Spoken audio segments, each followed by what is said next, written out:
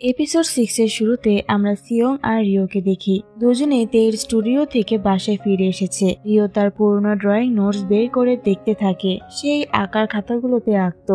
এত পুরনো জিনিস মনে পড়তে সে খুব খুশি হয়। এদিকে সিয়ং রিওর বিয়ের নিমন্ত্রণপত্র দেখে রিওকে মনে করে আর বলে যে সে রিওর সাথে ঘটে যাওয়া সব প্রথমবারের ঘটনা মনে রেখেছে। প্রথমবার যখন রিওর দাঁত পড়ে গিয়েছিল, প্রথমবার যখন সে সাপোর্ট ছাড়া সাইকেল চালিয়েছিল, প্রথমবার যখন সে বাসা থেকে পালিয়ে গিয়েছিল, আর প্রথমবার যখন একজন সিনিয়র তাকে রিজেক্ট করে দিয়েছিল। আমি ওকে ছোটবেলা থেকেই চিনি, তাই ভাবতাম আমিও সবকিছু জানি, কিন্তু হয়তো আমি সব জানি না। এরপর আমরা জানতে পারি যে রিওর বাবা আসলে একজন শেফ ছিলেন, কিন্তু পরে তিনি সেটা ছেড়ে নিজের দোকান খুলেছিলেন। তারপর রিওর মা রিওকে ডেকে বলে সিয়ং এর বাড়িতে খাবারগুলো দিয়ে আসতে, তাই রিও সিয়ং এর বাড়িতে খাবারগুলো নিয়ে যায়। তারপর সে সিয়ং এর ঘরে সিয়ং এর সাথে দেখা করতে যায়। ঘরটা এখনো আগের মতোই আছে। এটা দেখে সে টাইম ক্যাপসুলের কথা মনে করে, তাই সে তখন সিয়ং এর চিঠিটা খুঁজতে শুরু করে। এমনকি সে চিঠিটা খুঁজেও পায়, আর তারপর সে সেটা পড়া শুরু করে। সিয়ং শাওয়ার নিয়ে বের হতেই দেখে রিওর হাতে তার সেই চিঠিটা, মানে রিও অলরেডি লেটারটা পড়ে ফেলেছে।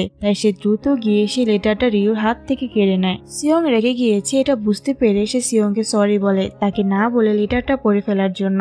তারপর সে বলে তুমি আমার লেটার পড়েছো, তাই আমিও তোমারটা পড়লাম। সিয়ং সেই লেটারটা দুমড়ে মুচড়ে রিওর সামনে ডাস্টবিনে ফেলে দেয় আর বলে এটা শুধু একটা প্র্যাঙ্ক ছিল, আমি তখন তোমাকে প্র্যাঙ্ক করতে চেয়েছিলাম, তাই আমি এটা লিখেছিলাম। রিও এই অকওয়ার্ডনেস দূর করতে হাসতে হাসতে বলে হ্যাঁ এটা মজা ছিল, তুমি তো আমাকে ভয় পাইয়ে দিয়েছো।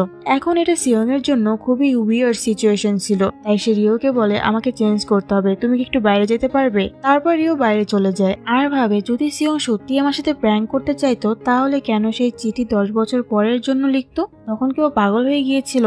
তারপর রিও তার বাবার দোকানে আসে বাবার সঙ্গে কথা বলার জন্য, যেখানে সে তার স্বপ্নের কথা তার বাবাকে বলে যে আমিও তোমার মতো একজন শেফ হতে চাই। তখন বাবা বলে তোমার এসব করার কি দরকার, আমি তো আছি। আর যাই হোক এত পড়াশোনা করে রান্না করার কোনো দরকার নেই। রিও তার বাবাকে তার আগ্রহের ব্যাপারটা বুঝিয়ে উঠতে পারে না, তাই সে এখন কিছু বলে না। রিও তার ইউটিউবে কুকিং চ্যানেল দেখে, যেটা সে আমেরিকায় থাকতে খুলেছিল। সে সত্যি রান্না করতে পছন্দ করত, কিন্তু চ্যানেলে বেশি সাবস্ক্রাইবার ছিল না, কিন্তু সে তার স্বপ্ন নিয়ে কনফিডেন্ট ছিল। তাই পরের দিন সে একটা কুকিং ক্লাসে যোগ দেয়, যেখানে যাওয়ার সময় তার সাথে সিয়ং আর তেহির সিয়ং এর অফিসের বাইরে দেখা হয়ে যায়। রিওকে দেখে তেহি তার সঙ্গে অনেক কথা বলতে চাইছিল। সে রিওকে একসঙ্গে চা খেতে ডাকে, কিন্তু সিয়ং তাকে এড়িয়ে যাচ্ছিল। তাই সে তেহিকে তখন বলে আমাদের অনেক কাজ আছে, তাই ভিতরে এসো। আর তখন রিও বলে তারও এখন কিছু কাজ আছে। অফিসে তেহি সিয়ংকে জিজ্ঞাসা করে তুমি কি রিওকে ইগনোর করছো। সিয়ং তেহির এই কথার কোনো উত্তর দেয় না। তেহি এটা বুঝতে পেরে সিয়ংকে জিজ্ঞাসা করে তুমি কেন আমার সঙ্গে কাজ করতে রাজি হয়েছিলে। সিয়ং বলে এটা আমার জন্য একটা সুযোগ ছিল তাই। তেহি তার কথা বিশ্বাস করে না। তেহি বলে তুমি কিন্তু এখন আমাকে ব্যবহার করছো, আমার তোমার উপর একটু ডাউট হচ্ছে, কারণ তুমি আসার পথে চুপ ছিলে, তখন তোমার কোনো কাজের কথা মনে পড়েনি, কিন্তু যখন রিও তোমার সামনে এলো তখনই তোমার কাজের কথা মনে পড়ে গেল। যদি এমনই হয় তাহলে তুমি আমাকে ব্যবহার করতে পারো। সিয়ং বলে যদি তোমার এমন মনে হয় তাহলে আমি সরি। তেই বলে আরে সরি কেন বলছো, এটা তো আমার জন্য ভালো হবে, আমি তোমার সঙ্গে ডেটে যাওয়ার সুযোগও পাবো যদি তুমি রিওকে এভাবে এড়িয়ে যেতে চাও। যাই হোক রিও কিন্তু অনেক কিউট, কিন্তু তুমি তার থেকে বেশি কিউট, আর আমি তোমাদের দুজনের কিউটির সঙ্গে ঘুরতে পছন্দ করব। সিয়ং বলে তুমি আমাকে যত খুশি টিস করতে পারো, কিন্তু রিওর সামনে এসব কিছু বলো না। তেই বলে আমার মনে হয় তুমি রিওকে একটু বেশি ইম্পর্টেন্স দিচ্ছ। এদিকে রিও ময়ূমকে তার কুকিং ক্লাসে জয়েন হওয়ার কথা বলে।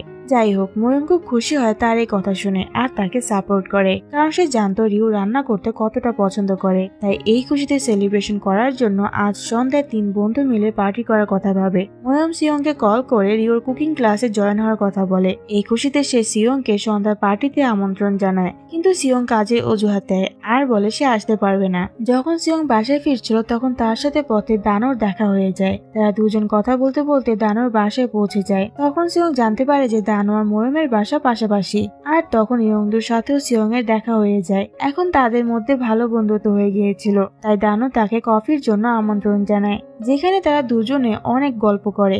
এখানে সিয়ং দানোকে তার এক বন্ধুর নাম করে তার গল্প বলা শুরু করে। সে বলে আমার এক ফ্রেন্ড আছে যে তার চাইল্ডহুড ফ্রেন্ডকে অনেক পছন্দ করে। সে তাকে হাই স্কুল টাইম থেকে পছন্দ করে, কিন্তু সে এখনো তাকে তার অনুভূতির কথা জানাতে পারেনি, কারণ কারণ সে ভয় পেত যে তার অনুভূতির কথা বলে তাদের মধ্যে বন্ধুত্বটা নষ্ট হয়ে যাবে।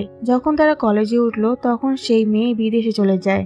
একদিন সে জানতে পারলো যে মেয়েটার একটা বয়ফ্রেন্ডও আছে, এমনকি সে বিয়েও করতে যাচ্ছিল। তাই আমার ফ্রেন্ড ভাবলো যে মেয়েটা হয়তো এগিয়ে গিয়েছে, কিন্তু পরে সেই মেয়েটি বিয়ে করেনি আর সেই মেয়ে এখন ফিরে এসেছে। এখন তাকে দেখে আমার বন্ধু আবার কনফিউজড হয়ে গেছে, তাই এখন সে তাকে এড়িয়ে চলতে শুরু করলো। দানো জিজ্ঞাসা করে সে মেয়েটা কি তোমার বন্ধুর অনুভূতির কথা জানে? সিয়ং বলে না, কিন্তু আমার বন্ধু ভয় পায় যে সে মেয়েটি জেনে যাবে। আমার বন্ধু কখনো তাকে তার অনুভূতির কথা বলেনি। যখন দানো এর কারণ জিজ্ঞাসা করে তখন সিয়ং বলে তারা ছোটবেলা থেকে একসঙ্গে আছে, এখনো তারা অনেক ভালো বন্ধু, তাই সে এখনো কনফিউজড। আর সে এটাও ভয় পায় যে সে এই কথা বলে তাদের বন্ধুত্ব নষ্ট হয়ে যাবে, তাই সে কখনো তার অনুভূতির কথা বলতে পারেনি। আর এখন তাকে আবার এসবের মুখোমুখি হতে হচ্ছে। তখন আমরা দেখি যে তাদের এই কথাগুলো দেয়ালের ওপাশ থেকে শুনছিল ময়ূম। সে বলে যে এটা তার জানা ছিল, কিন্তু সিয়ং এখন একটা কাপুরুষ। তখন আমরা জানতে পারি যে যেদিন ময়ূমের চিঠিটা টাইম ক্যাপসুলে রেখেছিল সে সেই দিন রাতে সব চিঠি পড়ে নিয়েছিল। ময়ূম আগেই সন্দেহ করতো যে সিয়ং রিওকে পছন্দ করে, আর এখন এই চিঠি পড়ার পর তো সে একদম নিশ্চিত হয়ে গিয়েছিল। অর্থাৎ ময়ূমের কথাটা হাই স্কুল থেকেই জানতো। ময়ূম বলে এই লুজারটা তো এখনো একটা লুজারই রয়ে গিয়েছে। এদিকে দানো সিয়ং এর বন্ধুর জন্য উপদেশ দেয়, আমি মনে করি তোমার বন্ধুর উচিত সাহস করে নিজের অনুভূতির মুখোমুখি হওয়া আর সেই মেয়েটিকে নিজের অনুভূতির কথা বলে দেওয়া। পরের সিনে দেখায় রিওর বাবা প্রায় প্রতিদিনই খুব দেরি করে ঘুম থেকে উঠছিলেন, তাই রিওর মা তার উপর রাগ করে। তারপর তিনি তার মোবাইল চেক করে দেখেন রিওর বাবা ব্যাংক থেকে অনেক টাকাও তুলেছে। রিওর কুকিং ক্লাস ছিল সিয়ং এর অফিসের কাছেই, তাই সকালে তার সাথে সিয়ং এর দেখা হয়ে যায়। রিও সিয়ংকে তার কুকিং ক্লাসের প্রথম দিনে কথা বলে, আর সে তার মা বাবাকে এটা না বলার জন্য বলে। সিয়ং রিওর সামনে একটু অকওয়ার্ড ফিল করছিল, তাই সে তখন বলে যে সে তার বাবা মাকে কিছু বলবে না। বলে সে তাড়াতাড়ি সেখান থেকে চলে যায়। আর ভেতরে গিয়ে সে রিওর কুকিং ক্লাস সম্পর্কে রিসার্চ করে। এদিকে রিওর কুকিং ক্লাসের প্রথম দিন খুব ভালো কাটে। রাতে সিয়ং যখন বাড়ি ফিরে সে রিওর বাবাকে এক মহিলার সঙ্গে বাড়ির বাইরে দেখে, তাই সে তার দোকানে এসে এই বিষয়ে জিজ্ঞাসা করে। রিওর বাবা তাকে ব্যাপারে বলে, কিন্তু সে এটা রিও আর রিওর মাকে বলতে বারণ করে। এই ব্যাপারটা কি ছিল তা আমরা কিছুক্ষণ পর জানতে পারবো। এখানে সবাই তাদের হাজবেন্ডদের নিয়ে গল্প করে। তখন রিওর মা বলে যে রিওর বাবা অনেকদিন ধরে দেরি করে বাড়ি ফিরছে। গত কয়েকদিন ধরে সে 3টি ফিউনারালে গিয়েছিল, যেটাতে তিনি অনেক টাকা খরচা করে ফেলেন। তখন তার এক ফ্রেন্ড বলে যে রিওর বাবার দোকান তো খুব তাড়াতাড়ি বন্ধ করে, তাহলে সে কিভাবে দেরি করে বাড়িতে আসে। এখন তো রিওর মায়ের সন্দেহ হয় রিওর বাবার কি কোনো অ্যাফেয়ার্স চলছে, তাই সে তাড়াতাড়ি করে বাড়ি আসে আর তার রুম চেক করতে শুরু করে, যেখানে সে একটি ঋণের বিল দেখে। এটা দেখে সে চিন্তিত হয়ে পড়ে। অন্যদিকে কনভিনিয়েন্স স্টোরের বাইরে দানো আর ময়ূমের আবার দেখা হয়ে যায়। দানো একা ড্রিঙ্ক করছিল, তাই ময়ূম তাকে বকতে শুরু করে যে দানোর এখন তার মেয়ের সঙ্গে থাকা উচিত, আর সেটা সে না করে এখানে ড্রিঙ্ক করছে। দানো বলে যে তার মেয়ে একটি কিন্ডারগার্টেন ক্যাম্পে গিয়েছে। ময়ূম তখন একটু ইনডিরেক্টলি দানোকে ইয়ংদুর মায়ের ব্যাপারে জিজ্ঞাসা করে। তখন দানো তাকে বলে যে সে অনেক দূর চলে গিয়েছে, তাই ময়ূম এই বিষয়ে আর বেশি কিছু জিজ্ঞাসা করে না। তারপর ময়ূম তাকে একটি ছোট অনুরোধ করে। এখন ইয়ংদু যেহেতু ময়ূমের উপর রাগ করে রয়েছে, তাই সে কিভাবে তার রাগ ভাঙাতে পারে সেটার আইডিয়া চায় দানোর কাছে। কিন্তু দানো ততক্ষণে ড্রাঙ্কড হয়ে যায়, তাই ময়ূমকে তাকে তুলতে হয় আর বাড়ি নিয়ে যেতে হয়। অন্যদিকে রিওয়ের বাবা বাড়ি ফিরতে হট্টগোল শুরু হয়ে যায়। রিওয়ের মা তাকে সারা রাত বাইরে থাকার কারণ আর টাকার ব্যাপারে জিজ্ঞাসা করে, আর তাড়াতাড়ি রেস্টুরেন্ট বন্ধ করে সে কোথায় যায় তা তাকে জিজ্ঞাসা করে। আর এটাও জিজ্ঞাসা করে তুমি ব্যাংক থেকে এত ঋণ নিলে কেন, ব্যাংক থেকে এত টাকা তোলার কারণ কি, তোমার কি বাইরে কারোর সঙ্গে কোনো অ্যাফেয়ার্স চলছে। এসব শোনার পর রিওর বাবা তাকে সত্যিটা বলে দেয় যে কয়েকদিন আগে একজন ব্লগার তার রেস্টুরেন্টে এসেছিল, আর সে তার রেস্টুরেন্টে খেতে খেতে ব্লগ করছিল, কিন্তু তখন তারা তার খাবারে চুল পায়। রিওর বাবা চেক করতে যেতে টেবিল থেকে সুপের বাটি সেই ব্লগারের দামি ঘড়ির উপরে পড়ে যায়, আর সেটা ভেঙেও যায়। এখন যেহেতু খাবারে চুল ছিল আর তার জন্য সে ব্লগারের ঘড়িও ভেঙেছে, যা খুব দামি ছিল, তাই সে ব্লগার তাকে কেস করে দিবে বলে হুমকি দিচ্ছিল। এই জন্য রিওর বাবা তাদের ক্ষতিপূরণ দিতে রাতে তাড়াতাড়ি করে রেস্টুরেন্ট বন্ধ করে তাদের কম্পেনসেট দেওয়ার জন্য ড্রাইভার হিসেবে কাজ করতেন। ঠিক একইভাবে সিয়ং রিওর বাবাকে সেই মহিলাকে নিয়ে যেতে দেখেছিল। তখন সেই মহিলা ড্রাইভার ছিল, যাকে সে বাড়ি পৌঁছে দিতে গিয়েছিল। এত বড় প্রবলেম হয়ে গিয়েছে, কিন্তু তারপরেও সে বাড়িতে কাউকে কিছু বলেনি, কারণ সে কাউকে কোনো চিন্তার মধ্যে ফেলতে চায়নি। সে ভুল করেছে, তাই সে নিজে এই সমস্যার সমাধান করতে চেয়েছিল। আর সেই ব্লগার তাকে বারবার ব্ল্যাকমেল করছিল যে তাকে টাকা দেওয়ার জন্য, কারণ তার কাছে ভিডিও ফুটেজ আছে। এই বলে সে রেস্টুরেন্ট বন্ধ করার হুমকি দিচ্ছিল। তাই রিওয়ের বাবা ব্যাংক থেকে টাকা ধার নেয়। সব শোনার পর রিওয়ের মায়ের কাছে খারাপ লাগে, কিছু ঠিক মতো না জেনে এতগুলো খারাপ কথা রিওর বাবাকে শুনিয়ে দেওয়ার জন্য। আর এদিকে রিও এই নিয়ে টেনশন করছিল। তারপর তার মনে পড়ে যে তার বাবার রেস্টুরেন্টের অপোজিট সাইডে তো একটা দোকানের সিসি ক্যামেরা রয়েছে, কিন্তু রিও সেখানে যেতে এসে জানতে পারলো যে সিয়ং অলরেডি সকালে এসে সেই ফুটেজ নিয়ে গিয়েছে। এখানে আমরা সিয়ংকে দেখি যে আগে এসে ব্লগারদের সঙ্গে বসেছিল, যে নিজেকে মিস্টার বি মানে রিওর বাবার ছেলে বলে পরিচয় দিচ্ছিল আর তাদেরকে টাকা দেওয়ার কথা বলে বিষয়টা মিটমাট করতে চায়। তবে তার আগে সে ওই নষ্ট ঘড়িটা দেখতে চায়। ঘড়িটা দেখা মাত্রই সিয়ং তাদের মিথ্যা ধরে ফেলে, কারণ এটা ওই ব্র্যান্ডের নকল ঘড়ি ছিল। ওই কোম্পানির আসল ঘড়ি তো ছিল সিয়ং এর হাতে। সাথে সে তাদের প্রজেক্টর দিয়ে ফুটেজও দেখায় যে তারা কিভাবে রিওর বাবাকে ফাঁসিয়েছিল। তারা নিজেরাই ঘড়ি নষ্ট করেছিল। ঘড়ি থেমে গিয়েছিল 11:45-এ আর তারা দুপুর 12টায় রিওর বাবার রেস্টুরেন্টে খেতে গিয়েছিল, অর্থাৎ ঘড়িটা আগে থেকেই নষ্ট হয়েছে। এমনকি সিসিটিভি ফুটেজেও তা স্পষ্ট দেখা যাচ্ছিল যে একজন লোক নিজের চুল ছিঁড়ে খাবারের মধ্যে ফেলছিল। এইসব প্রমাণ দেখে ছেলে দুইটা চুপ হয়ে যায়। তখন দানো সেখানে আসে, কারণ সিয়ং আর দানো একসঙ্গে তাদের ধরার পরিকল্পনা করছিল। ছেলে দুটাই এর আগেও অনেক রেস্টুরেন্টে গিয়ে এই কাজ করেছে, আর তারা শুধু তাদেরকে টার্গেট করে যারা একটু ভীতু নির্দোষ প্রকৃতির মানুষ। এমনকি তাদের ইউটিউবে 1000-এর বেশি সাবস্ক্রাইবার ছিল না, আর তারা মিথ্যা বলেছে তারা অনেক বড় ইউটিউবার। ব্লগ করার জন্য সাথে ক্যামেরা নিয়ে আসা ভান করত। ছেলে দুইটা বুঝে যায় যে তারা ভালোভাবেই ফেসে গেছে, তাই তারা সুযোগ বুঝে পালাতে শুরু করে। দানো তাদের একজনকে ধরে ফেলে, কিন্তু আরেকজন সিয়ং এর কাছ থেকে পালিয়ে রাস্তা পার হয়। তখনই অপর দিক থেকে রিও আসছিল। সেই ছেলেটাকে ধরে মারতে শুরু করে, কিন্তু সেই ছেলেটা রিওকে ফেলে দেয়। এদিকে সিয়ং রাস্তা পার হয় আর রিওকে চেক করতে আসে, কারণ তার নাক দিয়ে রক্ত বের হচ্ছিল। ছেলেটা আবারও পালানোর চেষ্টা করে, কিন্তু তখন ডংজিন আসে, যে তার পায়ে এমন আঘাত করে যে ছেলেটা আর হাঁটতেই পারে না। তারপর ওদেরকে পুলিশে ধরিয়ে দেওয়া হয়। তারপর রিও সিয়ংকে ধন্যবাদ জানায় তার বাবাকে সাহায্য করার জন্য। রিও তাকে বলে যে আমার বাবার সঙ্গে এত কিছু হচ্ছিল, কিন্তু আমি কিছু জানতাম না, তাই তোমাকে অনেক ধন্যবাদ, তুমি আমার চেয়ে অনেক ভালো। সিয়ং বলে আমি অলওয়েজ তোমার চেয়ে ভালোই ছিলাম, আর তোমার বাবা আমার কোনো অপরিচিত মানুষ না, তাই ধন্যবাদ দেওয়া বন্ধ করো। তারপর রিও জিজ্ঞাসা করে তাহলে কি আমি তোমার অপরিচিত, যে তুমি আমাকে এতটা এড়িয়ে যাচ্ছ? আর কেন তুমি আমার থেকে এতটা দূরত্ব বজায় রাখছো? আমি বেশ কয়েকদিন ধরেই লক্ষ্য করছি কেন তুমি আমার সঙ্গে এতটা আনকমফোর্টেবল ফিল করছো।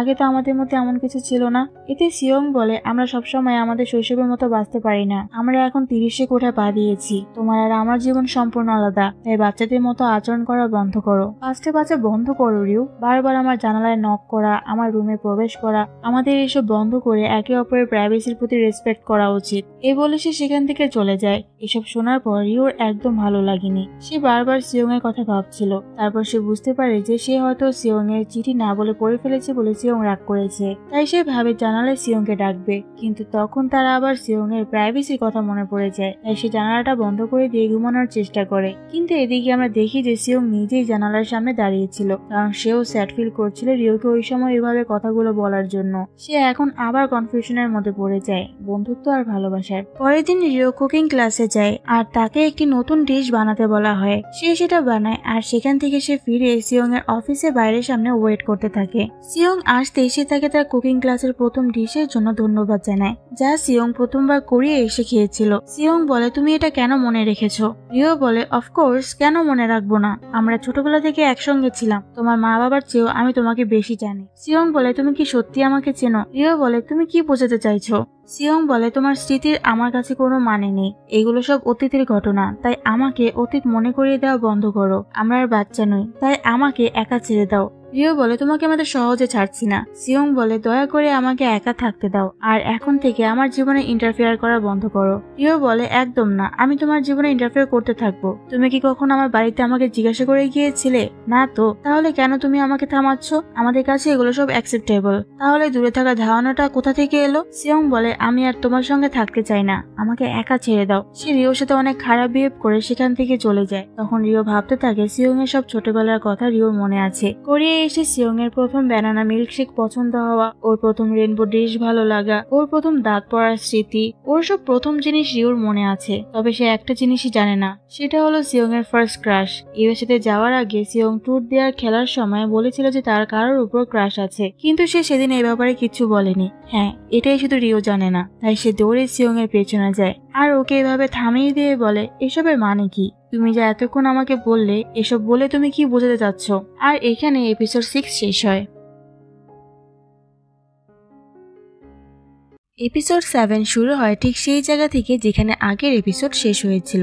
রিও জুতো ছুঁড়ে সিয়ংকে থামায় আর জিজ্ঞাসা করে তুমি কি বোঝাতে চেয়েছিলে। সিয়ং তাকে জুতোটা পরিয়ে দিয়ে যখনই কিছু বলতে যাচ্ছিল তখনই সেখানে চলে আসে রিওর এক্স ফিয়ান্সে হিয়নজুন। তাকে এখানে দেখে রিও আর সিয়ং দুজনেই অবাক হয়ে যায়। রিও তাকে জিজ্ঞাসা করে তুমি এখানে কিভাবে এলে। হিয়নজুন বলে আমি তোমার সঙ্গে দেখা করতে এসেছি কারণ আমি তোমাকে অনেক মিস করছিলাম। সিয়ং এটা শুনেই রেগে তার দিকে ঘুরে দাঁড়ায়। হিয়নজুন তাকে দেখে হাই বলে কিন্তু সিয়ং তাকে জিজ্ঞাসা করে তুমি হঠাৎ করে এখানে কেন উদয় হলে। হিয়নজুন বলে তুমি কি বোঝাতে চাইছো। তখন সিয়ং বলে তোমার সেটা জানা দরকার নেই। এটা বলে সে রিওর হাত ধরে তাকে নিয়ে চলে যেতে নেয় কিন্তু তখন হিয়নজুন রিওর হাত ধরে বলে আমি তোমার সঙ্গে কিছু কথা বলতে চাই। ঠিক তখনই রিওর মা আর বাবা সেখান দিয়ে আসছিল আর হিয়নজুনকে দেখে রিওর বাবা তাকে মারতে আসে কিন্তু মা তাকে থামায়, না হলে এটা তাদের পাড়ায় ছড়িয়ে পড়বে। কিন্তু রিওর বাবার হিয়নজুনের উপর খুব রাগ হচ্ছিল। রিওর মা প্রথমে বাবাকে বাড়ি পাঠায়, তারপর রিও আর হিয়নজুনকে নিয়ে বাড়ির ভেতরে নিয়ে আসে যেখানে সে হিয়নজুনকে ভালো করে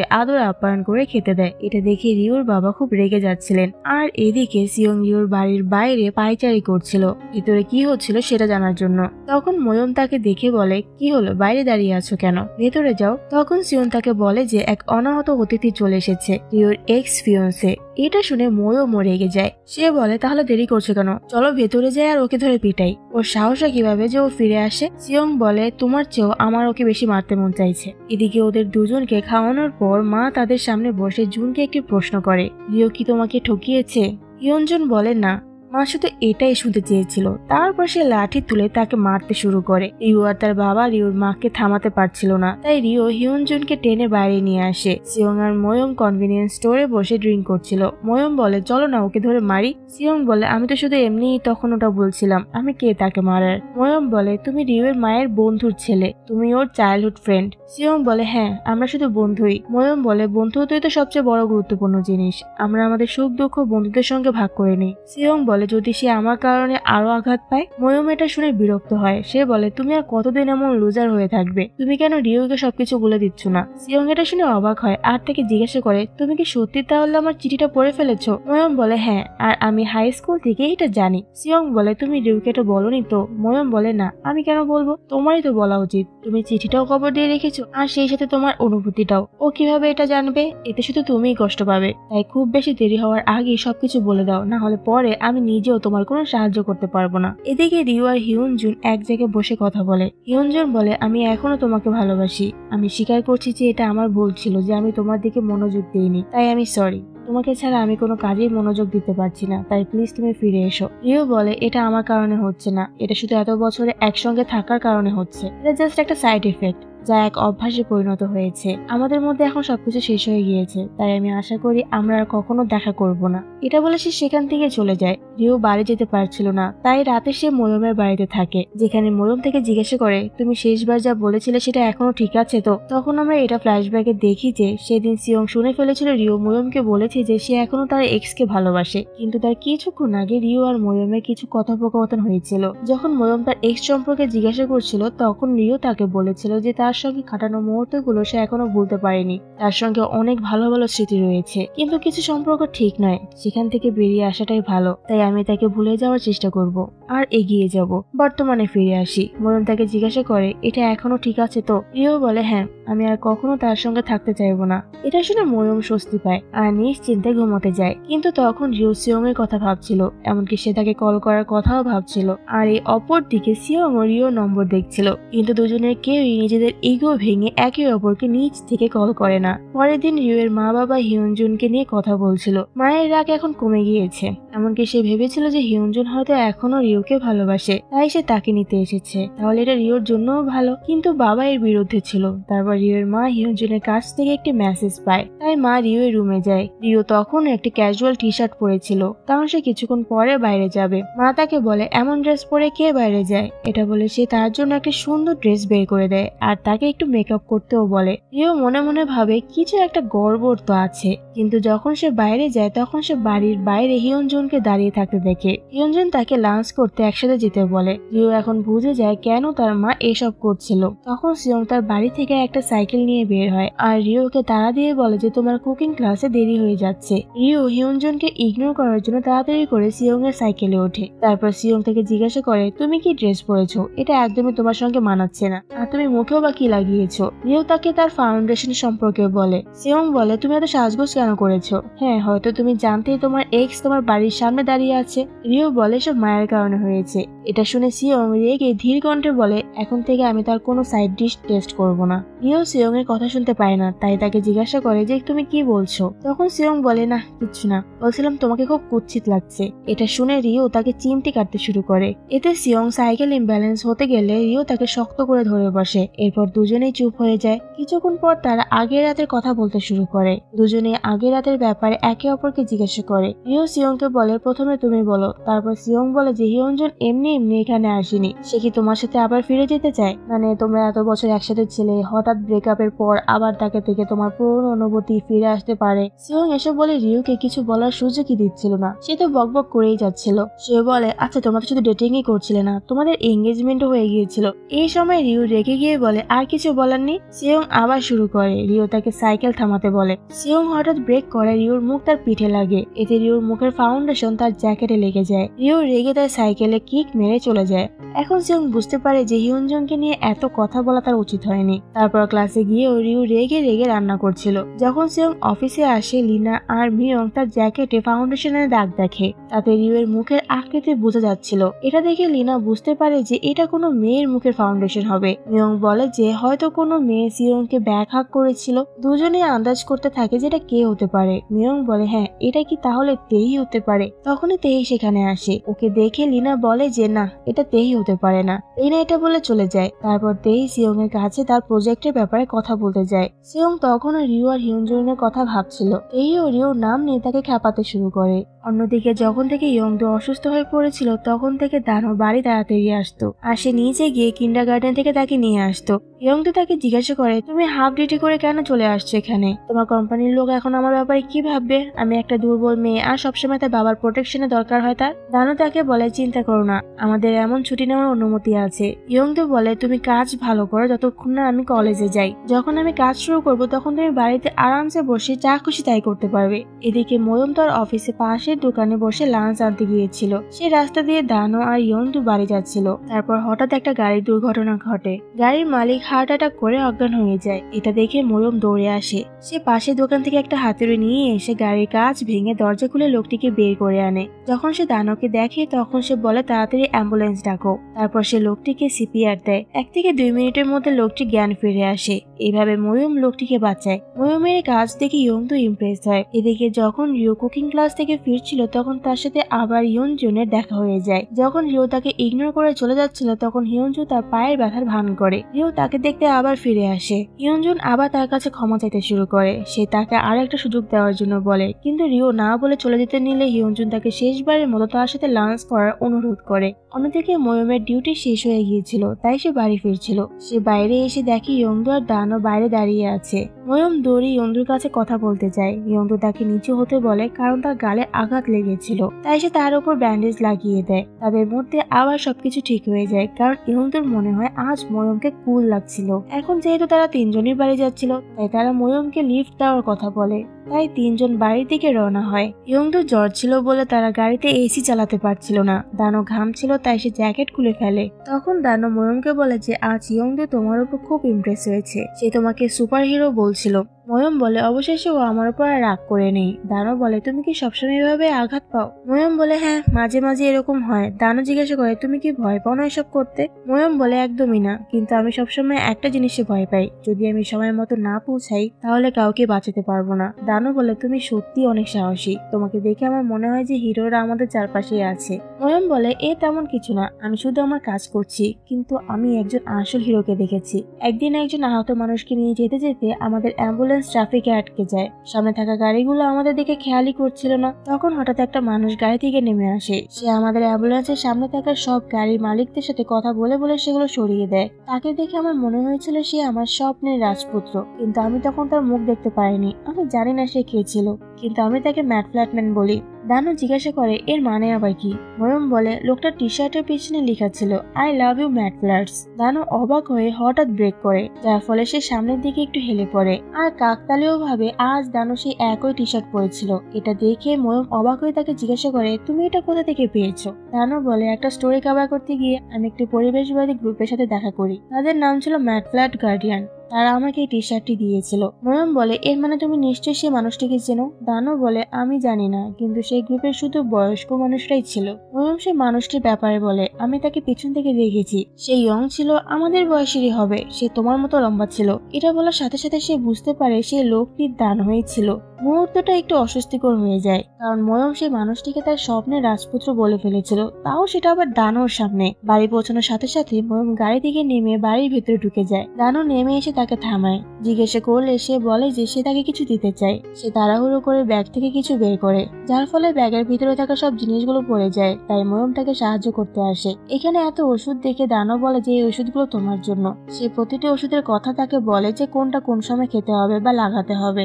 সব ওষুধগুলো দেওয়ার পর সে বলে প্লিজ আর নিজেকে হার্ট করো না। তখন দানুরের কথা শুনে ময়ূমের হার্টবিট বেড়ে যায়। তাই ময়ূম দৌড়ে বাড়ির ভিতরে চলে আসে, আর হার্টবিট তো অনবরত বেড়েই চলেছিল। এদিকে লিনা বুঝতে পারে যে আজ সকালে সিয়ং এর জ্যাকেটে যে ফাউন্ডেশনের দাগ ছিল সেটা রিওরি মুখের ছাপ ছিল। তাই সে খুব হতাশ হয়ে যায় আর নিজেকে বলে আমি জানতাম এটা হবে। ওকে প্রথম দেখেই আমার সন্দেহ হয়েছিল। তাই এই হতাশায় সে ট্রেডমিলের স্পিড বাড়িয়ে দেয়, কিন্তু দংজিন এসে স্পিড কমিয়ে দেয় আর বলে তুমি এই স্পিডে দৌড়াতে পারবে না, তুমি কোনো চিতা বা বাঘ নও, তাই নর্মাল স্পিডে দৌড়াও, না হলে তুমি এই ট্রেডমিলটাই নষ্ট করে দিবে।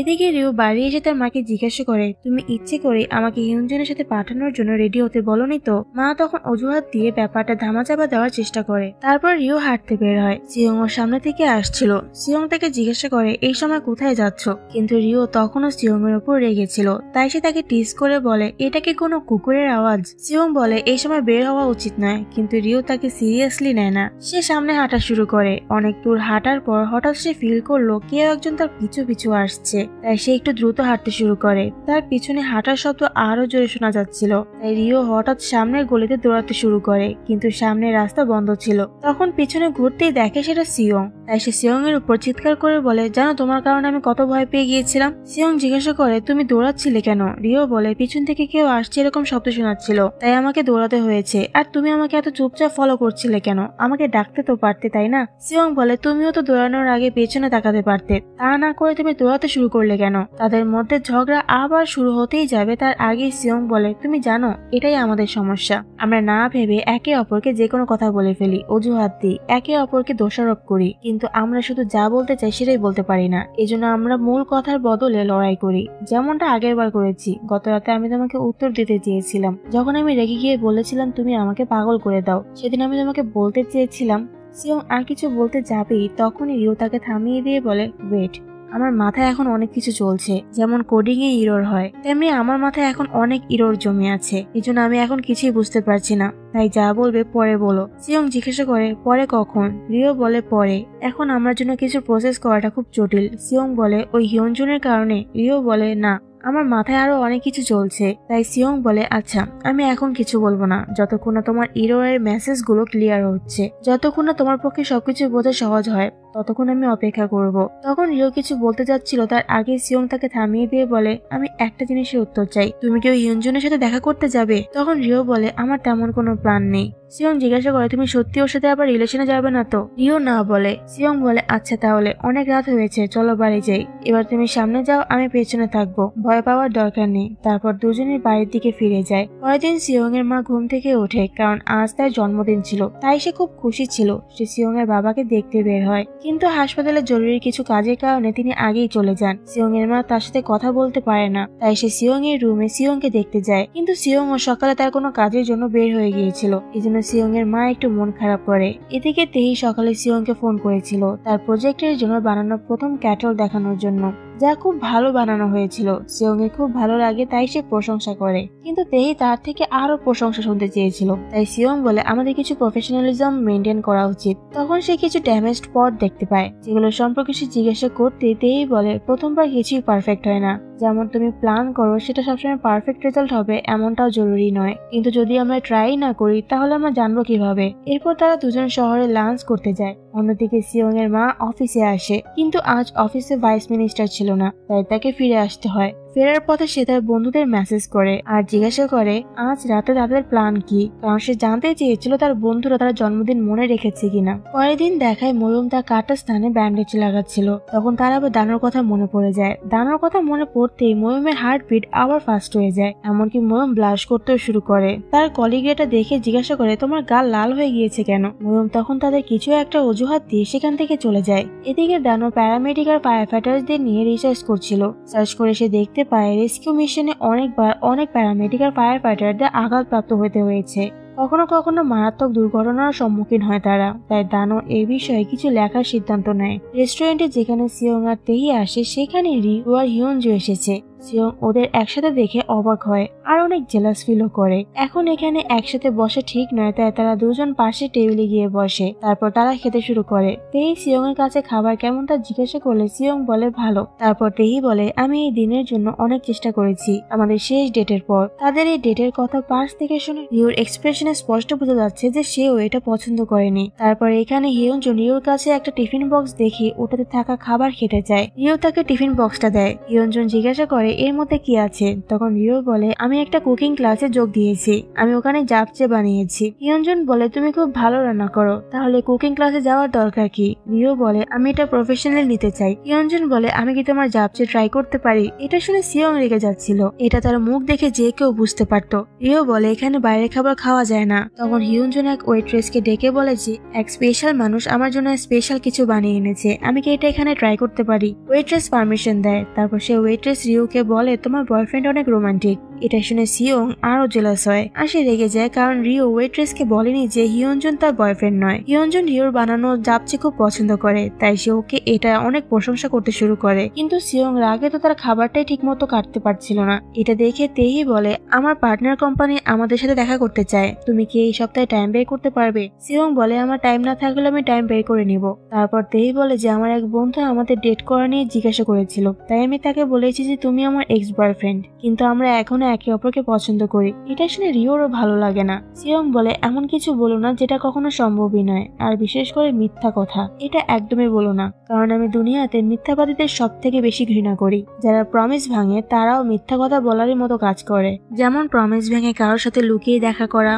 এটা শুনে ওপাশ থেকে রিউক আসে। হিয়নজুন তাকে পানি দিতে যায়। সে বলে তোমার ছোট সমস্যা হলেও সেটা আমার জন্য বড় ব্যাপার, কারণ আমি তোমার খেয়াল রাখতে চাই। এটা শুনে সিয়ং রেগে হিয়নজুনের দিকে তাকায়। রিও রেস্ট রুমে যায়। তারপর সেখান থেকে ফেরার সময় লিফটের সামনে সিয়ং এর সাথে তার দেখা হয়। সিয়ং তাকে জিজ্ঞাসা করে তুমি বলেছিলে তুমি ওর সাথে দেখা করবে না। রিও বলে তাতে তোমার কি আসে যায়, আর তুমি এখানে তেহির সাথে কি করছিলে। সিয়ং বলে তুমি জানো আমরা একসাথে প্রজেক্ট করছি। রিও বলে কাজের জন্য তুমি রেস্টুরেন্টে খেতে এসেছো, তুমি তো অনেক বড় বিজনেসম্যান মনে হচ্ছে। সিয়ং জিজ্ঞাসা করে আর তুমি সে মানুষের সাথে খেতে এসেছো যার সাথে তোমার কোনো কাজই নেই। তাদের মধ্যে এই রাগ অভিমান চলছিল, তখনই তেহি সেখানে আসে আর রিওকে এক বোতল ওয়াইন গিফট করে বলে এটা তোমার বয়ফ্রেন্ডকে দিও। রিও বলে ও আমার বয়ফ্রেন্ড নয়। তেহি এটা ইচ্ছে করে রিওকে বলে এটা জানার জন্য যে ছেলেটা আসলে কে। তারপর সে সিয়ংকে নিয়ে চলে যায় সেখান থেকে।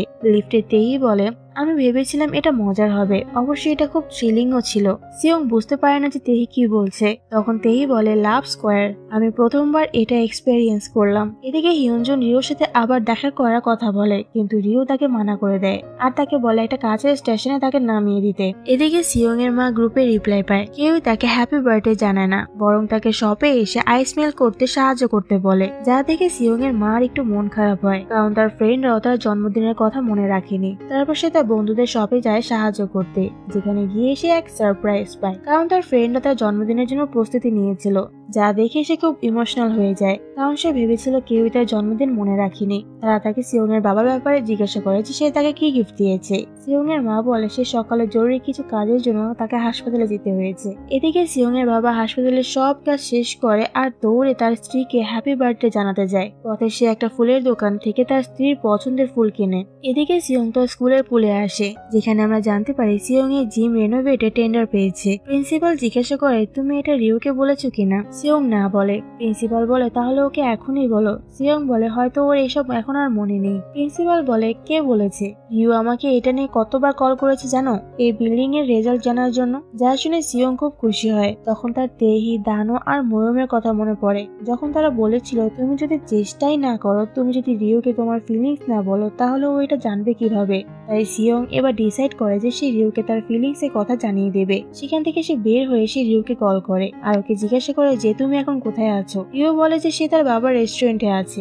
সিয়ং বলে ওখানে থাকো, আমি আসছি। এটা বলে সে দৌড়ে রেস্টুরেন্টের দিকে যায়। এদিকে সিয়ং এর বাবা বাড়ি পৌঁছায়। ঠিক তখনই সে দেখে তার ওয়াইফ একজন লোকের সাথে আছে, যাকে দেখে তার হাত থেকে ফুল পড়ে যায়। এদিকে সিয়ং যখন রিওকে তার মনের কথা বলতে যাচ্ছিল, তখন আমরা সিয়ং এর ভয়েস ওভারে শুনি, যেখানে সে বলে যদি আমি আমার পাত্রের কথা মনে করি, তাহলে আমার অনেক সুযোগ ছিল রিওকে আমার মনের কথা বলার জন্য আমাদের হাই স্কুলের গ্রাজুয়েশনের দিন, কিন্তু সেদিনও আমি ওকে কিছু বলতে পারিনি।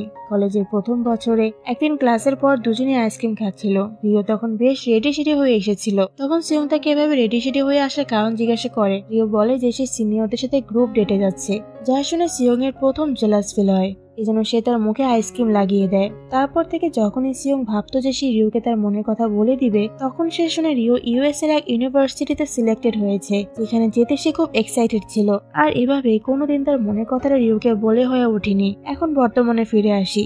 সিয়ং রিওর বাবার শপে আসে। রিও ওকে এভাবে দৌড়ে আসতে দেখে ওকে জিজ্ঞাসা করে তুমি কোথা থেকে দৌড়ে আসলে। সিয়ং তাকে থামিয়ে দিয়ে বলে আজ আমার কথা শোনো, আমি বলেছিলাম যে আমি অপেক্ষা করব, পরে বলবো, কিন্তু আমি আর পারছি না। আমি আর অপেক্ষা করতে চাই না। যখন আমি বলেছিলাম তুমি আমাকে পাগল করে দাও, তখন আমি বলতে চেয়েছিলাম আমি তোমাকে পছন্দ করি।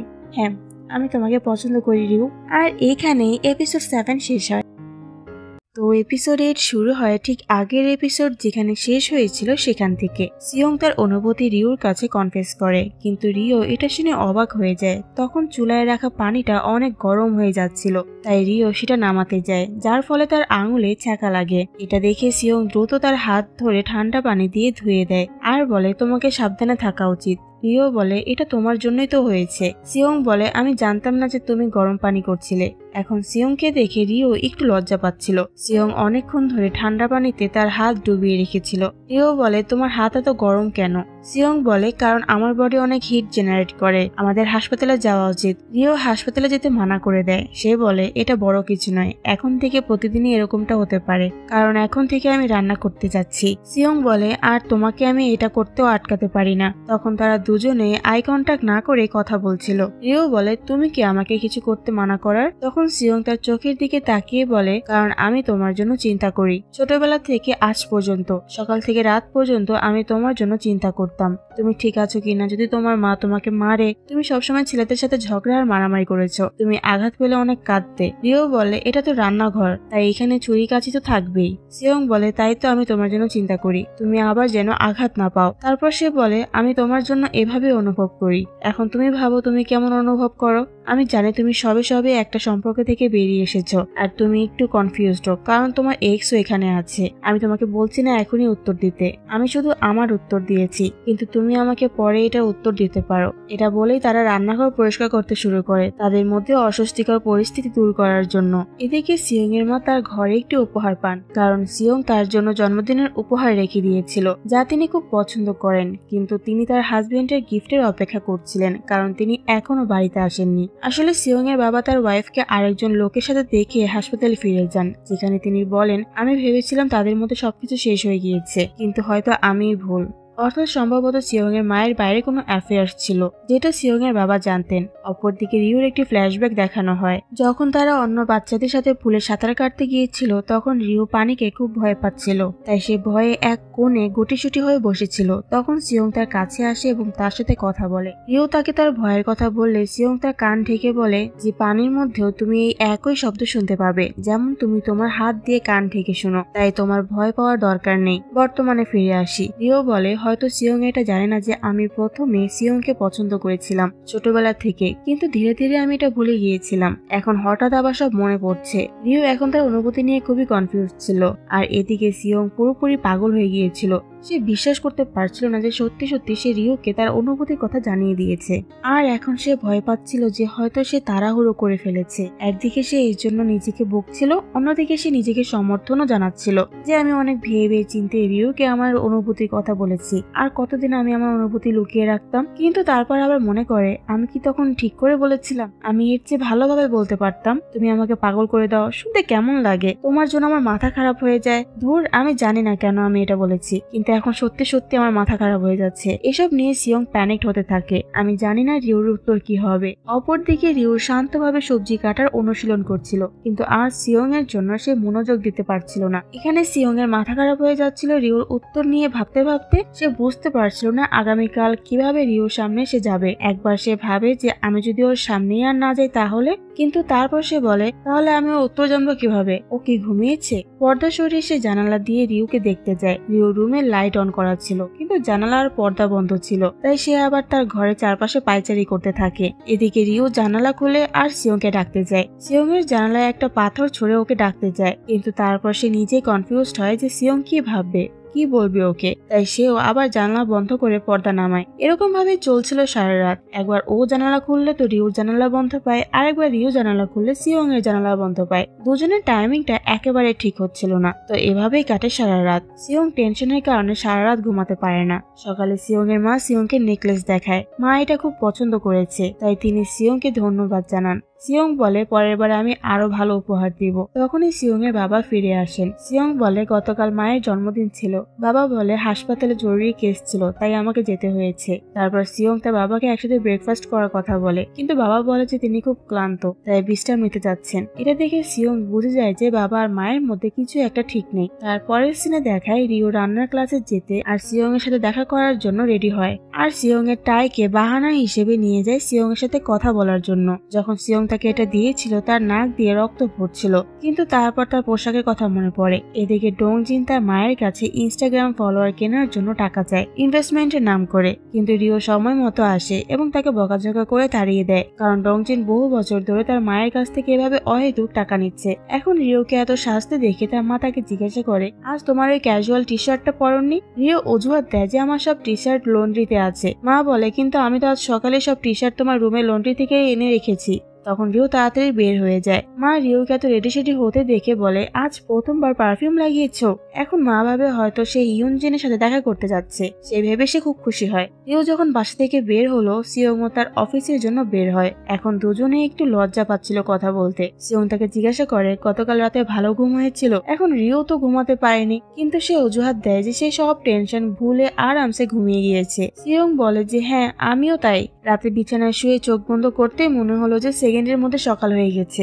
দুজনে অদ্ভুত অজুহাত দিচ্ছিল। রিও তার টাই ফিরিয়ে দেয়। দুজনের মধ্যে একটা অকওয়ার্ডনেস সিচুয়েশন ক্রিয়েট হয়েছিল। দুজনে আবল তাবল বকছিল। রিও বলে কালকের উত্তরটা কি আমি তোমাকে পরে বলতে পারি? সিয়ং বলে হ্যাঁ ভালোভাবে ভেবে উত্তর দিও। রিও বলে উত্তর দেওয়ার কোনো এক্সপায়ারি ডেট নেই তো? সিয়ং বলে এক্সপায়ারি ডেট না থাকলে সেটা একটু আনফেয়ার হবে। তাই রিও বলে তাহলে আমার একটা আইডিয়া আছে। রিও তাকে একটা কনভিনিয়েন্স স্টোরে নিয়ে আসে আর এখানে তাকে বলে কিছু একটা বেছে নিতে। রিও যতটা সময় দরকার সেটা ওই জিনিসের এক্সপায়ারি ডেট অনুযায়ী হবে তার উত্তর দেওয়ার জন্য। তাই সিয়ং এমন জিনিস খুঁজতে থাকে যেটা সবচেয়ে আগে এক্সপায়ার হয়, কিন্তু সে 1 বছরে 2 বছরে 3 বছরের এক্সপায়ারি ডেটের জিনিস পাচ্ছিল। এই জন্য সিয়ং সেগুলো দেখে না করে দেয়। তখন রিও ইনস্ট্যান্ট রাইসের কথা বলে, কিন্তু এর এক্সপায়ারি ডেট 6 মাস আর 8 মাসের পরে ছিল। এই জন্য সিয়ং সেগুলোকেও না করে দেয় আর ফ্রিজে রাখা খাবারগুলো দেখায়। তখন ফ্রিজে রাখা জিনিস তাড়াতাড়ি এক্সপায়ার হয়ে যায়। এটা দেখে রিও বলে এই এতটুকু সময় পাবো তোমাকে ভেবে বলার জন্য? সিয়ং বলে সময়টা ইম্পর্টেন্ট না, ইম্পর্টেন্ট হলো তুমি কতটা গভীরভাবে ভাবছো সেটা। তুমি চাইলে এখনই ভেবে বলতে পারো। তখন রিও ইয়োগার্ট বেছে নেয়, কারণ এর এক্সপায়ারি ডেট অন্যগুলোর থেকে একটু পরে। কিন্তু সিয়ং বলে মিল্কশেক কেমন হবে, কারণ মিল্কশেক সবচেয়ে আগে এক্সপায়ার হয়। তখন রিও বলে তাহলে ফ্রিজের শেষ সারি থেকে বেছে নাও। সিয়ং খুব খুশি হয়ে বলে হ্যাঁ, আর সে মিল্কশেক বের করতে যায়। তখন রিও সিয়ংকে দেখে। হঠাৎ তখন তার হার্টবিট ফাস্ট হয়ে যায় আর লজ্জা পাওয়ার আগেই সে ওখান থেকে তাড়াতাড়ি চলে আসে। এখন দোকানের মধ্যে সিয়ং এখানে সেখানে অনেক কিছু করে ফেলেছে, এজন্য সে এখান থেকে অনেক কিছু কিনে অফিসে চলে আসে। তখন লিনা একটি মিল্কশেক তুলে নেয়, কিন্তু সিয়ং সেটি তার কাছ থেকে কেড়ে নিয়ে বলে এটা আমি রাখবো। লিনা বলে কিন্তু তুমি তো ব্যানানা মিল্কশেক পছন্দ করো। সিয়ং বলে কিন্তু এখন আমার এটাই চাই, কারণ এর এক্সপায়ারি ডেট অনেক কম, এটা 11 দিনের মধ্যে এক্সপায়ার হয়ে যাবে, তাই আমি এটা রাখবো।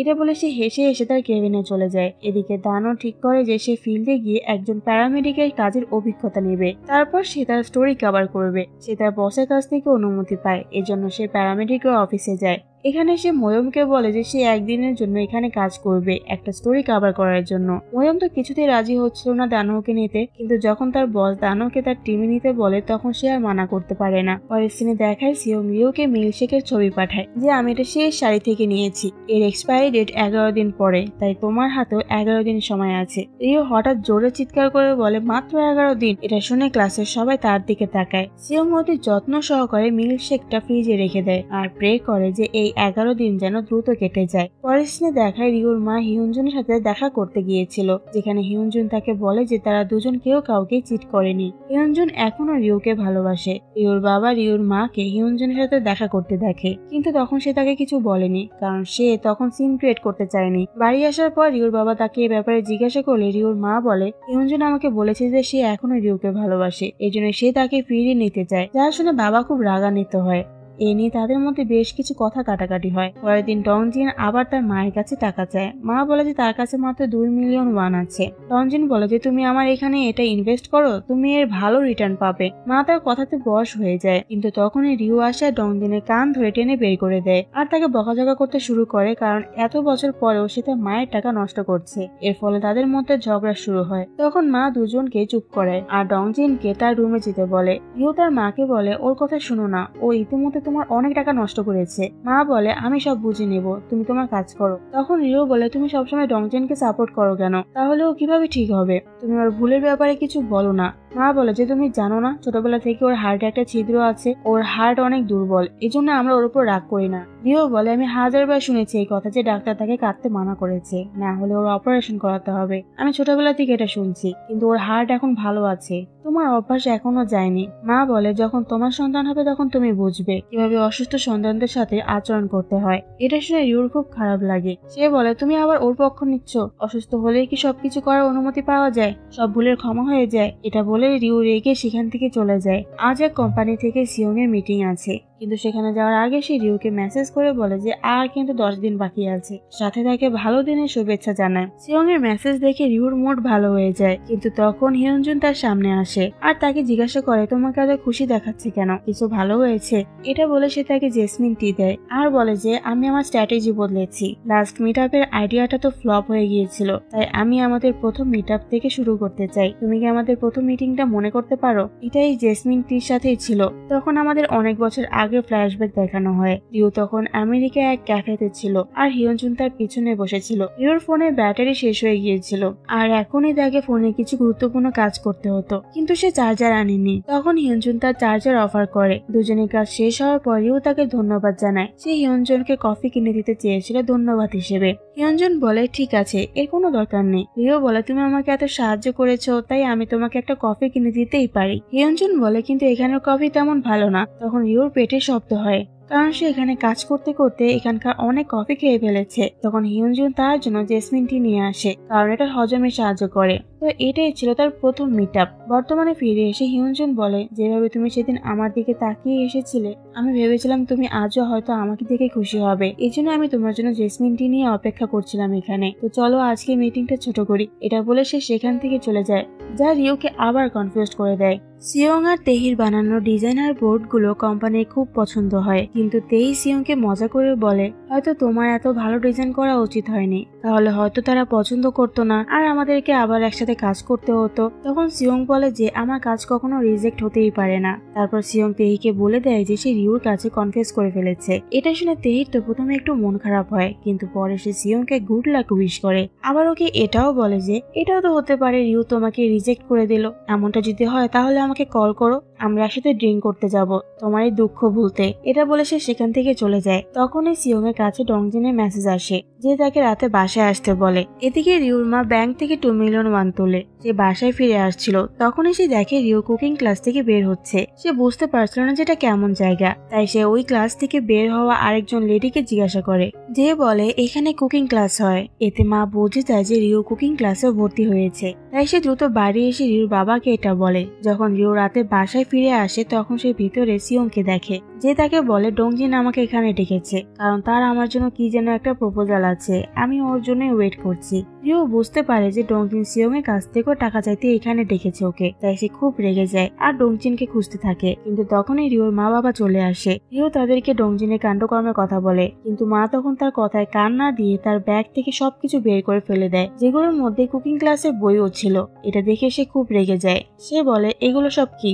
সিয়ং তাকে শান্ত করার চেষ্টা করে। রিও তাকে বলে যে সে কুকিং ক্লাসে ভর্তি হয়েছে কারণ সে রান্না করতে চায়। সিয়ং আবার রিওর মাকে শান্ত করার চেষ্টা করে আর বোঝানোর চেষ্টা করে যে রিও খুব বুদ্ধিমানের একটা সিদ্ধান্ত নিয়েছে। রিওর মা বুঝতে পারে যে সিয়ং ও এটা জানতো। মা ওদের দুজনের উপরই রেগে যায়, তাই রিও বলে সিয়ং কিছু করেনি, এটা আমার সিদ্ধান্ত আর আমার স্বপ্ন। রিওর মা বাবা কেউই রিওর এই স্বপ্নটাকে একসেপ্ট করতে পারছিল না। তখন রিও তাদেরকে কয়েকটা কথা শুনিয়ে দেয়। সে বলে আমাকে আর ডংজিনকে এত আলাদা করে কেন ট্রিট করো? তোমরা আমাকে আমার ছোট ছোট ব্যাপারগুলোর জন্য আমাকে কথা শুনিয়ে দাও, কিন্তু এই ডংজিন এতদিন কি করছে? প্রথমে সে ফুটবল প্লেয়ার হতে চেয়েছিল, কিন্তু সেটা ছেড়ে ও পালিয়ে যায়। তারপর সে থিয়েটার করতে চেয়েছিল, কিন্তু সেটাও ছেড়ে সে চলে আসে। ডংজিন বলে কেন পুরনো কথা বলছো? আমিও অনেক কষ্ট করেছি। রিও বলে তুমি জানো কেন আমি ছোটবেলা থেকে এত কষ্ট করছি? কারণ তোমরা দুজন এই ডংজিনের জন্য অনেক কষ্ট পেয়েছো, তাই আমি তোমাদের জন্য বোঝা হতে চাইনি। কিন্তু এখন সে এত বড় হয়ে গিয়েছে, আর এখন সে কি করছে? সে শুধু তোমাদের টাকা উড়াচ্ছে। ডংজিন রেগে তার দিকে আসে, কিন্তু সিয়ং ওকে থামায়।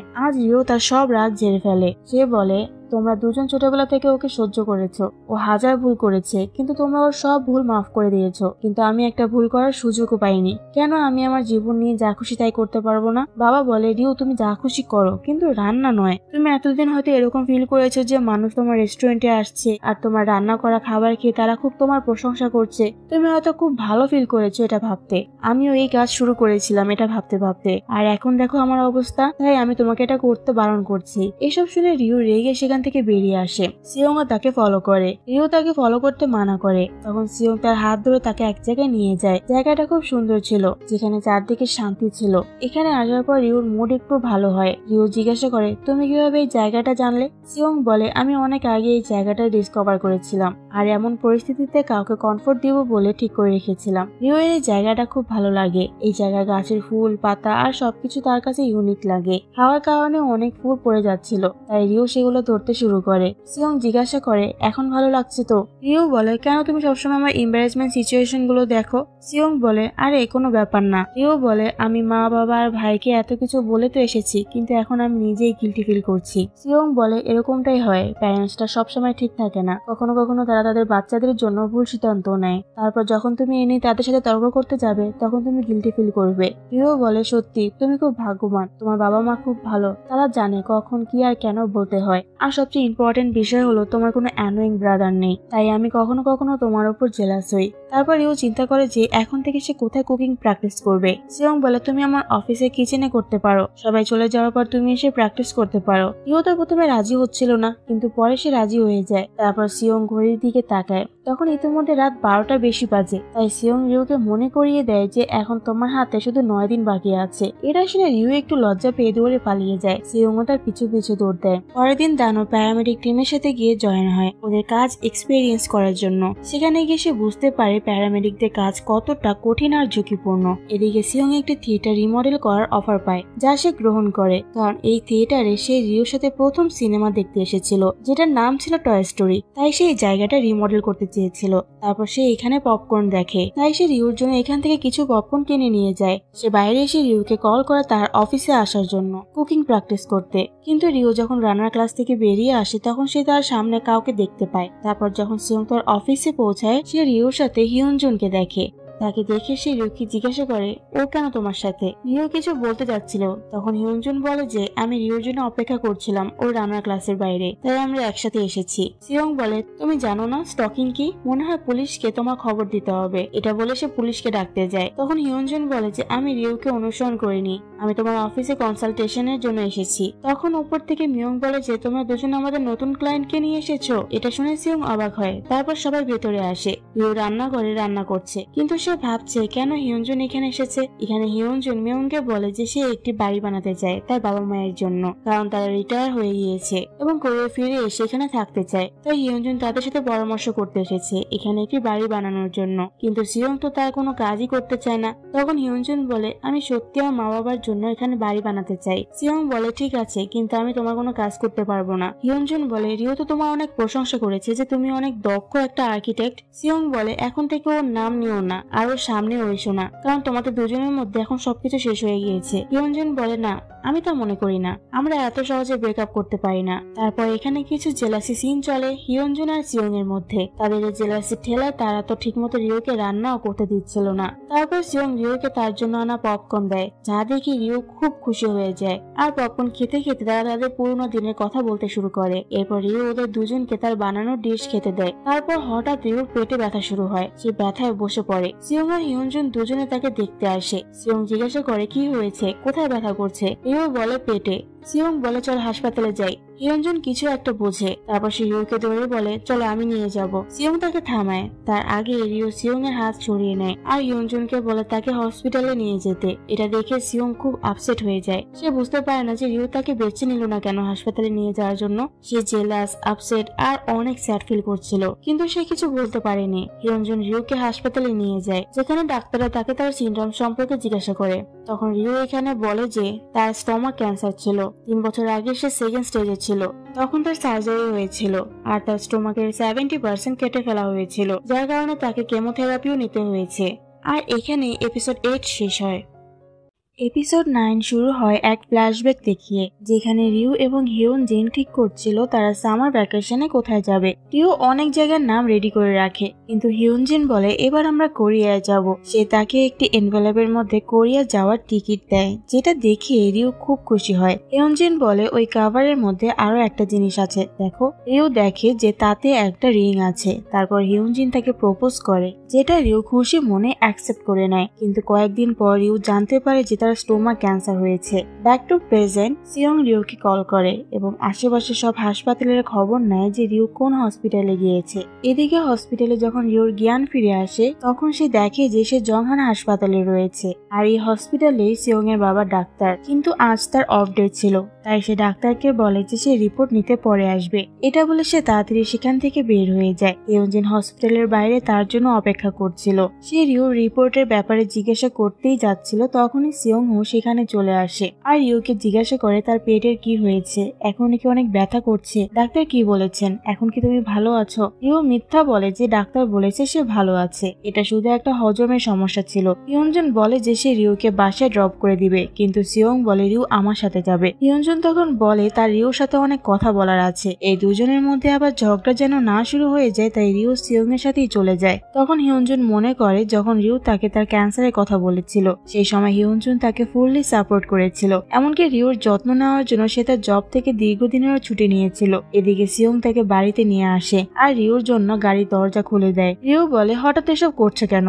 এই প্রিন্সেস ট্রিটমেন্টের মানে কি। সিয়ং বলে আমি তো শুধু পোলাইটনেস দেখাচ্ছি, হয়তো হিয়নজুনও তোমার সাথে এভাবেই ট্রিট করতো। রিউ কিছু না বলে ভিতরে চলে যায়, যেখানে সে তার মায়ের রুমের ভিতরে তাকিয়ে মনে করতে থাকে যখন হিয়নজুন তাকে বলেছিল যে এই ব্যাপারে তাকে তার মা বাবার সাথে কথা বলা উচিত। রিউ তখন তার মাকে ফোন করতে চেয়েছিল, কিন্তু সে সাহস করে উঠতে পারেনি তার মাকে তার ক্যান্সারের কথা বলার জন্য, কারণ সে তার পরিবারকে দুশ্চিন্তায় ফেলতে চায়নি। আর শুরু থেকে আমাদের দেখানো হয়েছিল যে রিউ খুবই স্ট্রং একটা মেয়ে, তাই সে একাই ক্যান্সারের সাথে ফাইট করার সিদ্ধান্ত নেয়। অন্যদিকে সিয়ং এখনো মন খারাপ করে ভাবছিল যে কেন রিউ তাকে ছেড়ে হিয়নজিনের সাথে হাসপাতালে গেল। তখন ময়ম সেখানে আসে। সিয়ং কি নিয়ে এত চিন্তা করছে তা ময়ম সিয়ংকে জিজ্ঞাসা করলে সিয়ং থেকে সব ঘটনা খুলে বলে। সব ঘটনা শুনে ময়ম জিজ্ঞাসা করে তুমি কি রিউকে জিজ্ঞাসা করেছো কেন সে তোমাকে না নিয়ে হিয়নজিনের সাথে হাসপাতালে গেল।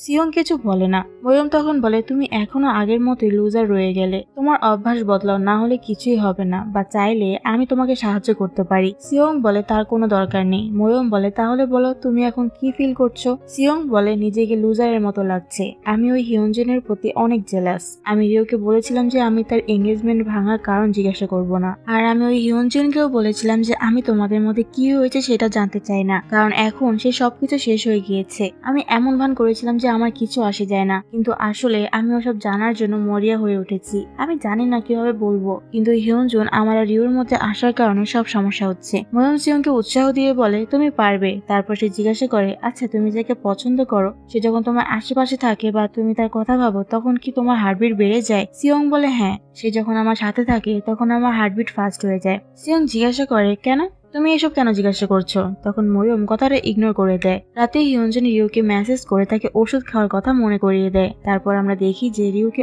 অনেক ওষুধ খেতে হয়। সিয়ং রিউর রুমের দিকে তাকিয়ে তার বাসার বাইরে থেকে তাকে গুড নাইট জানায়। পরের দিন রিউ রান্নার ক্লাসে যাচ্ছিল, কিন্তু তার পরিবারের কেউ তার সাথে কথা বলছিল না। মা বলে, আমার তোমার রান্নার ক্লাস নিয়ে আমার কোনো সমস্যা নেই, তুমি ক্লাস করতে পারো, এটা বিয়ের পর কাজে লাগবে, কিন্তু আমি আর তোমার বাবা তোমাকে রান্নার কাজ করতে দেখতে পারি না, তাই এখন যা করতে চাও করো, কিন্তু তারপর একটা ভালো জব করো। আর যদি আমেরিকায় যেতে না চাও তবে যেও না, এখানে একটা ভালো জব করো, বিয়ে করো আর এখানে সেটেলড হয়ে যাও। রিউ বলে, আমি এখন কোনো জব করতে চাই না, আমি যা করতে চাই সেটা রান্নার মাধ্যমেই করতে চাই। কিন্তু মা আবারও চাকরির কথা বলা শুরু করে, তাই রিউ রেগে বাইরে চলে আসে। সিয়ং বাইরে তার জন্য অপেক্ষা করছিল। রিউর মন খারাপ ছিল দেখে সিয়ং তাকে এক জায়গায় খেতে নিয়ে যায়, যেখানে সে রিউর জন্য পোরেজ অর্ডার করে, কারণ এই খাবার এখন তার জন্য ভালো হবে। এখন রিউ এই খাবার প্রথমে খেতে চাচ্ছিল না, কিন্তু পরে সে এটা খুব পছন্দ করে, তাই সব একসাথে খেয়ে ফেলে। কিন্তু এত বেশি খাওয়ার কারণে তার ডাম্পিং সিনড্রোম হয়, তাই সে ওয়াশরুমের দিকে যায়, কারণ স্টোমাকের ক্যান্সারের জন্য তার 70% স্টোমাক কেটে ফেলা হয়েছিল, আর বাকি 30% দিয়ে সে বেশি খাবার খেতে পারতো না, তাই সে খুব অল্প খায়। পরের সিনে দেখায় ডংজিন ইনস্টাগ্রামের একটা প্রমোশনের অফার পায় একটা প্রোটিন পাউডারের, যেটা ছিল লোকাল আনভেরিফাইড প্রোডাক্ট। কিন্তু ডংজিন টাকা পাওয়ার জন্য এটা প্রমোট করতে চেয়েছিল, কিন্তু এটা করতে জিমের মালিক তাকে দেখে ফেলে, তাই সে তাকে জিম থেকে বের করে দেয়। এদিকে সিয়ং এর বাসায় হঠাৎ কিছু ভাঙার শব্দ হয়। সিয়ং এর মা এসে দেখে যে ওয়াশিং মেশিনের কাঁচ ভেঙে গেছে। তার পায়ে প্রায় কাঁচ লাগতে যাচ্ছিল, কিন্তু তখনই সিয়ং এর বাবা এসে তাকে বাঁচায়, কিন্তু সে কাঁচ পরিষ্কার করতে গিয়ে তারই পায়ে কাঁচ লেগে যায়। তার ওয়াইফ তার পায়ে ফার্স্ট এড করে দেয়, আর তারপর তারা দুজন একসাথে রামিয়ন খায়। খাওয়ার সময় তারা তাদের পুরোনো দিনের কথা মনে করে হাসছিল। এদিকে সিয়ং কিছু ওষুধ নিয়ে আসে রিউর জন্য আর অফিসের উদ্দেশ্যে বের হয়। সে তার কেবিনে এসে দেখে মিয়ং তার মিল্কশেক খেতে যাচ্ছে। তখন সে দৌড়ে এসে বলে ওটা তাকে রেখে দিতে। মিয়ং বলে, এটা তো জাস্ট একটা মিল্কশেক, এত ভয় পাচ্ছ কেন? সিয়ং বলে, আমার জীবনে এই মিল্কশেকের উপর ডিপেন্ড করে আছে। এটা বলে সে দৌড়ে সেটা তার কাছ থেকে কেড়ে নেয়। মিয়ং বলে, কি বাজে কথা বলছো, এর আগে তুমি বলেছিলে যে রিউর গাছের উপর আমাদের কোম্পানির সফলতা নির্ভর করছে। এটা বলে সে গাছের দিকে তাকাতেই অবাক হয়ে বলে, ওই গাছটা তো নষ্ট হয়ে যাচ্ছে। সিয়ং গাছটাকে নিয়ে যায় এক প্ল্যান্ট শপে এবং বলে এই গাছটা ঠিক করতে হবে।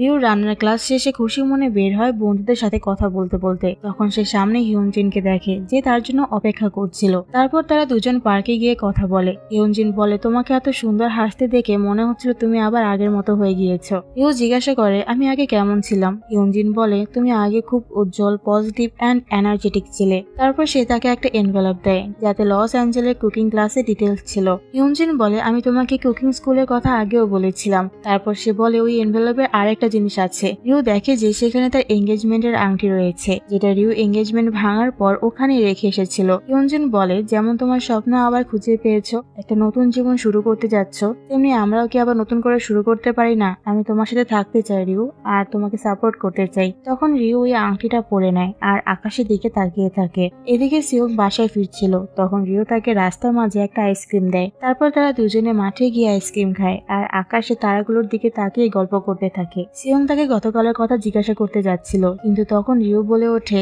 আজ হিয়ঞ্জিন আমাকে দ্বিতীয়বার প্রপোজ করলো। এটা শুনে সিয়ং খুব রেগে যায়। সে বলে, ও কি পাগল? আমি ভেবেছিলাম আমি ওকে গালি দিব না, কিন্তু সে আমার মাথা গরম করে দিল। এখন কেন এসব করছে? অনেক দেরি হয়ে গিয়েছে। কিন্তু রিউ বলে, যদি দেরি না হয় তাহলে? সিয়ং অবাক হয়ে দুঃখ ভারাক্রান্ত মন নিয়ে তার দিকে তাকায়। তারপর রিউ তাকে বলে, আজ যখন সে আমাকে দ্বিতীয়বার প্রপোজ করলো, তখন আমার মনে হলো এখনো দেরি হয়নি। যখনই সে আমার আশেপাশে থাকে তখন সে আমাকে আমাদের কাটানো, আমাদের প্রথম দেখা থেকে শুরু করে প্রথম ডেট পর্যন্ত সবকিছু মনে করিয়ে দেয়। সবকিছু আবার চোখের সামনে চলে আসে। সিয়ং দুঃখ নিয়ে বলে, আমি তো এখনো তোমার সাথে আছি। তোমাকে আমার অনুভূতির কথা বলার পরও তোমার এই ফিল হয়? রিউ বলে, হ্যাঁ। সিয়ং খুব আপসেট হয়ে যায় কথাটা শুনে আর জিজ্ঞাসা করে, এই জন্য কি তুমি আমাকে ছেড়ে গতকাল তার সাথে হাসপাতালে গিয়েছিলে? রিউ আবারও হ্যাঁ বলে। সে বলে, আমি তার সাথে থাকতে থাকতে অভ্যস্ত হয়ে গিয়েছিলাম। আমি হয়তো তার উপর নির্ভর করতে চেয়েছিলাম। সিয়ং বলে যে, তুমি আমার উপর নির্ভর করতে পারো না? তখন রিউ বলে যে, তুমি এখনো আমার কাছে 5 বছরের একটা বাচ্চা, যে হাইটে ভয় পেত, আমার ছোটবেলার বন্ধু, যার সাথে আমি আমার আইসক্রিম ভাগ করে খেতাম, আর আমার মায়ের বন্ধুর ছেলে। এটা শুনে সিয়ং এর মন ভেঙে যায়। সিয়ং বলে, তুমি খুবই নির্মম, তুমি কিভাবে এটা বলতে পারো? আমি এই বিপরীতে কিছুই বলতে পারছি না। রিউ বলে, আমি শুধু চেয়েছিলাম তুমি এটা বুঝতে পারো যে হয়তো এটা তোমার ভুল ধারণা, আসলে তুমি আমাকে পছন্দ করো না, কিন্তু তুমি আমার সাথে থাকতে থাকতে অভ্যস্ত হয়ে গিয়েছিলে। সিয়ং তখন বলে, না জেনে কিছু বলো না, তুমি কেমন অনুভব করো হয়তো সেটা তোমার কাছে গুরুত্বপূর্ণ না। যদি তুমি আমার জন্য কিছু অনুভব না করো সেক্ষেত্রে আমি কিছুই করতে পারবো না, কিন্তু দয়া করে আমাকে বলো না যে আমি তোমার জন্য কি ফিল করি, কারণ আমি জানি আমি কি ফিল করি। রিও কিছু বলতে যায়, তখন সিওং বলে ওই মিল্কশেক এখনো এক্সপায়ার হয়নি, আর হ্যাঁ এখন আমি আর হাইটে ভয় পাই না। এটা বলে সে নেমে আসে আর বাড়ি চলে যায়। এসব বলার পর রিওর কাছেও ভালো লাগে না। পরের দিনে দেখায় ময়ূমের টিম একটা আর্টিকেল পেপারে আসে, যেখানে ময়ূম লজ্জা পাচ্ছিল তার আর দানোর ছবি দেখে, মানে সেও মনে মনে দানোকে লাইক করা শুরু করেছে।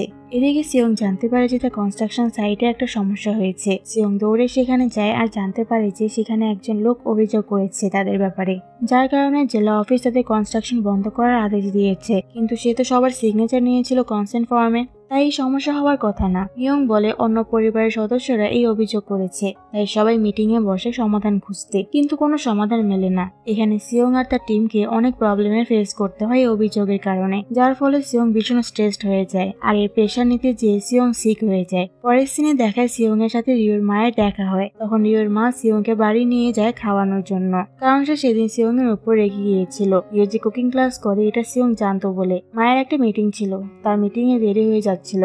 অনেকক্ষণ কথা বলার পর রিওর মা সিওংকে খেতে বলে তার একটা মিটিং এর জন্য চলে যায়, আর সিওংকে বলেন খাবার শেষ করে তারপর যেতে। কিছুক্ষণ পরে রিও তার রুম থেকে বের হয়। দুজনেই জানতো না যে তারা এখানে। রিও একটু অস্বস্তি বোধ করে, সে জিজ্ঞাসা করে তার মা কোথায়। সিওং বলে তিনি মিটিং এ গেছেন, তাই রিও তার রুমে যেতে শুরু করে। এটা দেখে সিওং বলে তুমি কি আমাকে ইগনোর করছো? রিও আবার কিচেনের দিকে ফিরে আসে আর বলে না, আমি তো কিচেনে এসেছিলাম কিছু খেতে, কিন্তু ভুলে গিয়েছিলাম। তারপর সে সিওংকে বলে তুমি মিল্কশেকটা ফেলে দাও, যেটা শুনে সিওং আবার আপসেট হয়ে যায়। সে কিছু বলতে যাচ্ছিল, তার আগে রিও বলে আমি আগেই উত্তর দিয়ে দিচ্ছি, তুমি আমার কাছে জাস্ট একটা ফ্রেন্ড, এর থেকে বেশি আমরা আর কিছু হতে পারবো না। মানে রিও সিওংকে রিজেক্ট করে দিল, যেটা আবার সিওং এর মন ভেঙে দেয়। কিন্তু তবুও সিওং তাকে জিজ্ঞাসা করে সে কি এটা আবার ভেবে দেখতে পারবে না। রিও স্পষ্টভাবে বলে দেয় না, কয়েকদিন আমরা এই নিয়ে অস্বস্তি বোধ করব, কিন্তু এত ছোট কারণে আমাদের বন্ধুত্ব কখনো ভাঙবে না। এটা বলে সে চলে যায়। তখন সিওং বলে বন্ধুত্ব, এখন আর এমন কিছু নেই। রিও এটা শুনে রুমে চলে যায় আর সিওং খুবই আপসেট হয়ে যায়। রিওরও এটা ভালো লাগে না। তারপর আমাদের একটা ফ্ল্যাশব্যাক দেখানো হয়। রিওর সার্জারির পর সে ধীরে ধীরে সুস্থ হচ্ছিল আর হিয়নজুন তাকে সাপোর্ট করছিল, তাই রিও ভীষণ খুশি ছিল। কিন্তু রিওর কেমোথেরাপি চলছিল আর 70% পাকস্থলী না থাকার কারণে তাকে নিজের খাবার আর নিজের যত্নের বেশি খেয়াল রাখতে হতো। কিন্তু হিয়নজুন তার সাথে ছিল, তাই সে খুব খুশি ছিল। সুস্থ হওয়ার পর তারা ঠিক করে তারা অনেক জায়গায় যাবে। তখন রিও 1 বছরের জন্য ছুটিতে ছিল আর বাড়িতে থাকতে থাকতে সে বোর্ড হয়ে গেছিল, তাই সে আবার অফিসে জয়েন করে, যেটা তাকে আবার স্ট্রেসড করে দেয়। ক্রিস আর তার দল তাকে মিথ্যা বলে কাজ করাতো, তারপর তার পিছনে পিছনে খারাপ কথা বলতো। ফলে ধীরে ধীরে রিওর শরীর আবার খারাপ হতে শুরু করে। এইসবের কারণে সে ডিপ্রেশনে চলে যায়। একটা সময় এমন হয়েছিল যখন রিও সবসময় বাড়িতে থাকতো, বাইরে কোথাও যেতে ইচ্ছে করতো না তার। হিয়নজুন তাকে খুশি করতে একটা পার্টিতে যেতে বলে, কিন্তু রিও যাবে না বলে দেয়, তাই হিয়নজুনও যায় না। কিন্তু হিয়নজুন রিওর জন্য একসময় বিরক্ত হতে থাকে, তাই সে রিওকে ইগনোর করা শুরু করে। সে তার কল রিসিভ করতো না, তাই একদিন সে একা একাই একটা পার্টিতে চলে যায়। রিও তখন তাকে খুঁজতে খুঁজতে সেখানেও পৌঁছে যায়। তখন সে দেখে হিয়নজুন সেখানে একটা মেয়ের সাথে আছে। সে ভেবেছিল সে মেয়েটিকে কিস করছে, কিন্তু হিয়নজুন শুধু মেয়েটির চোখের আইল্যাশ পরিয়ে দিচ্ছিল।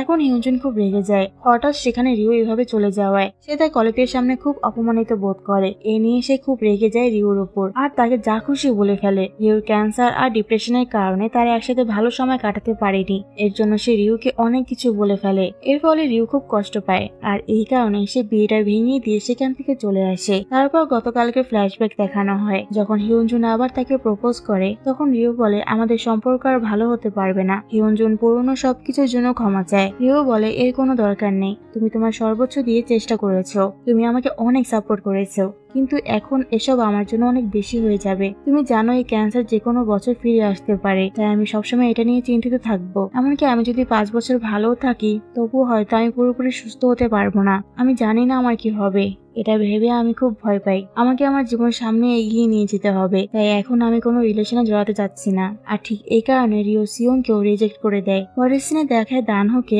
একটা গুরুত্বপূর্ণ রিপোর্টিং এ যেতে হবে, কিন্তু ইয়ংদু বেবিসিটার ব্যস্ত ছিল, তাই সে আসতে পারেনি। তখন ইয়ংদু বলে যে সে তার ফ্রেন্ডের সাথে থাকবে, অর্থাৎ ময়মের সাথে। কিন্তু ময়মকেও একটা গুরুত্বপূর্ণ কাজে যেতে হয়েছিল, তবে সে ইয়ংদুকে মহিলা গ্রুপদের সাথে রেখে আসে। তাই ইয়ংদো সেখানে থাকে আর সবার সাথে সে ভালোভাবে পরিচিত হয়ে যায়। এখানে সিয়ং তার কনস্ট্রাকশন সাইটের সমস্যার সমাধান করে ফেলেছিল, কিন্তু এর কারণে সে নিজের যত্ন নেয়নি।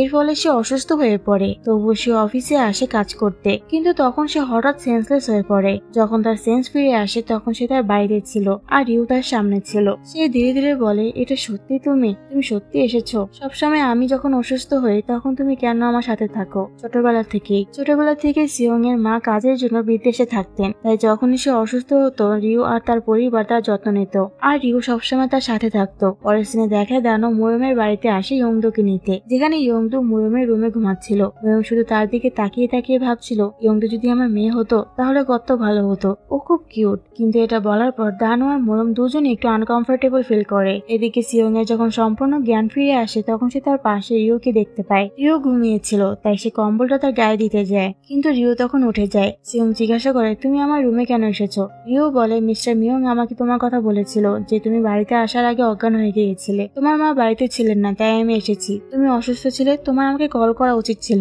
সিয়ং বলে, এখন থেকে আমি আর তোমাকে কল করব না, আমার যাই হয়ে যাক না কেন, তাই তুমি যাও এখান থেকে। এটা শুনে রিও বলে, তুমি যা খুশি করো, তার আগে আমি নিচে গিয়ে দেখি তোমার ফ্রিজে কিছু খাবার আছে কিনা, কিছু খেয়ে নাও, এরপর তুমি যা খুশি করো। এটা বলে সে নিচে নেমে খাবার আনতে যায়। তখন সিয়ং রিওর ব্যাগে একটা হাসপাতালের রিপোর্ট দেখতে পায়, যেখানে লেখা ছিল রিওর স্টোমাক ক্যান্সার রয়েছে। রিও উপরে আসার পর সিয়ং তাকে এ ব্যাপারে জিজ্ঞাসা করে, এটা কি রিও? কেন তোমার নাম এতে লেখা? রিও নর্মালি বলে, এটা একটা রিপোর্ট, আর কি হবে, আমার ওই দিনে ওটা নেওয়া উচিত ছিল, আজ নিতে গিয়েছিলাম আর তুমি দেখে ফেলেছো। সিয়ং তাকে জিজ্ঞাসা করে, তুমি আমেরিকা থেকে কেন এলে? তুমি কতদিন ধরে অসুস্থ ছিলে? রিও বলে, সে আগে অসুস্থ ছিল কিন্তু এখন ভালো আছে। সিয়ং বলে, এত বড় ব্যাপার তুমি আমাকে কেন বলনি? রিও বলে, আমি জানতাম যে তুমি এভাবেই রিয়েক্ট করবে। সিয়ং কাঁদতে কাঁদতে বলে, তুমি কি আমাকে তোমার বন্ধু মনে করো না? তোমার কাছে আমার একটু গুরুত্ব নেই যে তুমি এত বড় একটা বিষয় আমার থেকে লুকিয়েছো? রিও তাকে বিশ্রাম করতে বলে আর তার জন্য পরে জানতে চায়, কিন্তু সিয়ং গিয়ে তাকে থামায়। রিও বলে, পরে কথা বলিয়ে নিয়ে, কিন্তু সিয়ং বলে, পরে না, এখনই বলতে হবে। রিও তাকে শান্ত করার চেষ্টা করে, কিন্তু সিয়ং ভীষণ প্যানিকড হয়ে গিয়েছিল। সে কাঁদতে কাঁদতে বলে, তুমি কিভাবে একা একা সব সহ্য করলে, কাউকে কিছু না বলে? তুমি জানো স্টোমাক ক্যান্সার সার্জারি কতটা সিরিয়াস, তাই না? আর তুমি কিভাবে কাউকে এটা বলনি? সিয়ং রিওকে এসব বলছিল, ঠিক তখনই রিওর মা সেখানে চলে আসে সিয়ং এর মায়ের সাথে, যারা সিয়ং কে ক্যান্সার নিয়ে কথা বলতে শুনে ফেলে। রিওর মা অবাক হয়ে জিজ্ঞাসা করেন, কার ক্যান্সার রয়েছে? রিও তার মাকে দেখে কেঁদে ফেলে। মাও বুঝতে পারে ব্যাপারটা, সে রিওকে জড়িয়ে ধরে আর সবাই এটা জেনে খুব ইমোশনাল হয়ে যায়। আর এখানে এপিসোড 9 শেষ হয়। এপিসোড 10 শুরু হয় একটা ফ্ল্যাশব্যাক দেখিয়ে। রিওয়ের মা রিওয়ের রুমে কিছু খুঁজতে আসেন, যেখানে তিনি রিওয়ের ড্রয়ারে অনেকগুলো ওষুধ দেখতে পান, কিন্তু ওষুধগুলোর নাম ইংরেজিতে লেখা ছিল বলে তিনি কিছু বুঝতে পারেনি যে এগুলো কিসের ওষুধ। তিনি সেগুলোকে ভিটামিন ট্যাবলেট মনে করে রেখে দেন। তখন সিয়ং এর মা তাকে কল করে, তাকে সিয়ং এর জন্য পরিচ বানাতে বলেন। যখন রিওয়ের মা জানতে পারেন যে সিয়ং অসুস্থ, তাই তিনিও সিয়ং এর মায়ের সাথে সিয়ং এর বাড়ির দিকে আসতে থাকেন সিয়ংকে দেখার জন্য। তখনই তারা রিও আর সিয়ং এর কথা শুনে ফেলেন। দরজা খোলার সাথে সাথে তারা ক্যান্সার নিয়ে কিছু কথা শুনে ফেলেন। এটা জেনে রিওয়ের মা অঝরে কাঁদতে কাঁদতে রিওকে জড়িয়ে ধরেন। এরপর তিনি রিওকে হাসপাতালে নেওয়ার কথা বলেন আর সিয়ং এর মাকে বলেন সিয়ং এর বাবাকে ফোন করতে, কিন্তু রিও তাকে বলে যে এখন হসপিটালে যেতে হবে না, এখন সে ভালো আছে। মা খুবই ভয় পেতে শুরু করেন, কিভাবে তুমি ভালো আছো? তখন রিও বলে যে আমি অপারেশন করিয়েছি, সেই কারণে আমি এখন ভালো আছি। রিওয়ের মা আরো বেশি শকে পড়ে যান। তিনি জিজ্ঞাসা করেন, কবে অপারেশন করালে? রিও বলে 3 বছর আগে আমেরিকায়। মা বলেন, তাহলে আমি জানলাম না কিভাবে? রিও না জানানোর জন্য ক্ষমা চায়। এরপর রিওয়ের মা সিয়ংকে জিজ্ঞাসা করে, তুমি কি এই ব্যাপারটাও জানতে? সিয়ং বলে, না আন্টি, আমি মাত্রই জেনেছি। এই শখে রিওয়ের মা বুঝতে পারছিলেন না যে উনি কি করবেন। সে তাড়াতাড়ি করে এখান থেকে বাড়ি যান। রিও তাকে বোঝাতে তার পিছু পিছু যায়। সিয়ং যেতে নিচ্ছিল, কিন্তু তার মা তাকে থামিয়ে দিয়ে বলে, ওদের এখন একটু একা ছেড়ে দাও। রিওয়ের মা বাড়ি ফিরে রিওয়ের বাবাকে আর ডংজিনকে বলেন যে রিওর ক্যান্সার হয়েছিল। তারা তো প্রথমে এটাকে মজা হিসেবে নিচ্ছিল, কিন্তু মায়ের সিরিয়াসনেস দেখে সবাই কথাটা বিশ্বাস করে আর অনেক শকড হয়ে যায়। মা রিওর রুমে গিয়ে সেই ওষুধগুলো বের করেন এবং রিওকে জিজ্ঞাসা করেন এগুলো কোন রোগের ওষুধ। রিও তার মাকে বারবার বোঝায় যে আমি এখন ভালো আছি মা। মা বলেন, যদি তুমি ভালো থাকো তাহলে এতগুলো ওষুধ খাচ্ছ কেন? এরপর মা ওর পেটের দিকে তাকান, যেখানে অপারেশনের কাটা দাগ ছিল, যা দেখে মা আরো বেশি কষ্ট পান। রিও বলে যে 3 বছর আগে হেলথ চেকআপের সময় আমি জানতে পারি যে আমার 2nd স্টেজ স্টোমাক ক্যান্সার রয়েছে, তাই আমি কেমোথেরাপি নেই আর অপারেশন করাই, যার ফলে আমি সুস্থ হয়ে যাই আর আমি এখন পুরোপুরি সুস্থ আছি। এটা শুনে বাবা আর ডংজিন দুজনেই কেঁদে ওঠে। মা বলে, এই জন্য তুমি তোমার এঙ্গেজমেন্ট ভেঙে দিয়েছিলে? বাবা খুব রেগে যান হিউনজনের উপর, কিন্তু রিও তখন বলে ব্যাপারটা তেমন নয়, হিউনজন সবসময় আমার সাথে ছিল, আমার জন্য ও জব থেকে ছুটি নিয়ে আমার খেয়াল রাখতো। আমি আর চাইনি ও আমার জন্য আর বেশি কষ্ট করুক, তাই আমি আমাদের বিয়ে ভেঙে দিয়েছি। মা বলে, এত বড় বিষয় তুমি আমাদের থেকে লুকালে কিভাবে? রিও মা বাবার কাছে না জানানোর জন্য ক্ষমা চায়। বাবা বলেন, আমরা যতই খারাপ বাবা মা হই না কেন, তোমার একবার আমাদের বলা উচিত ছিল।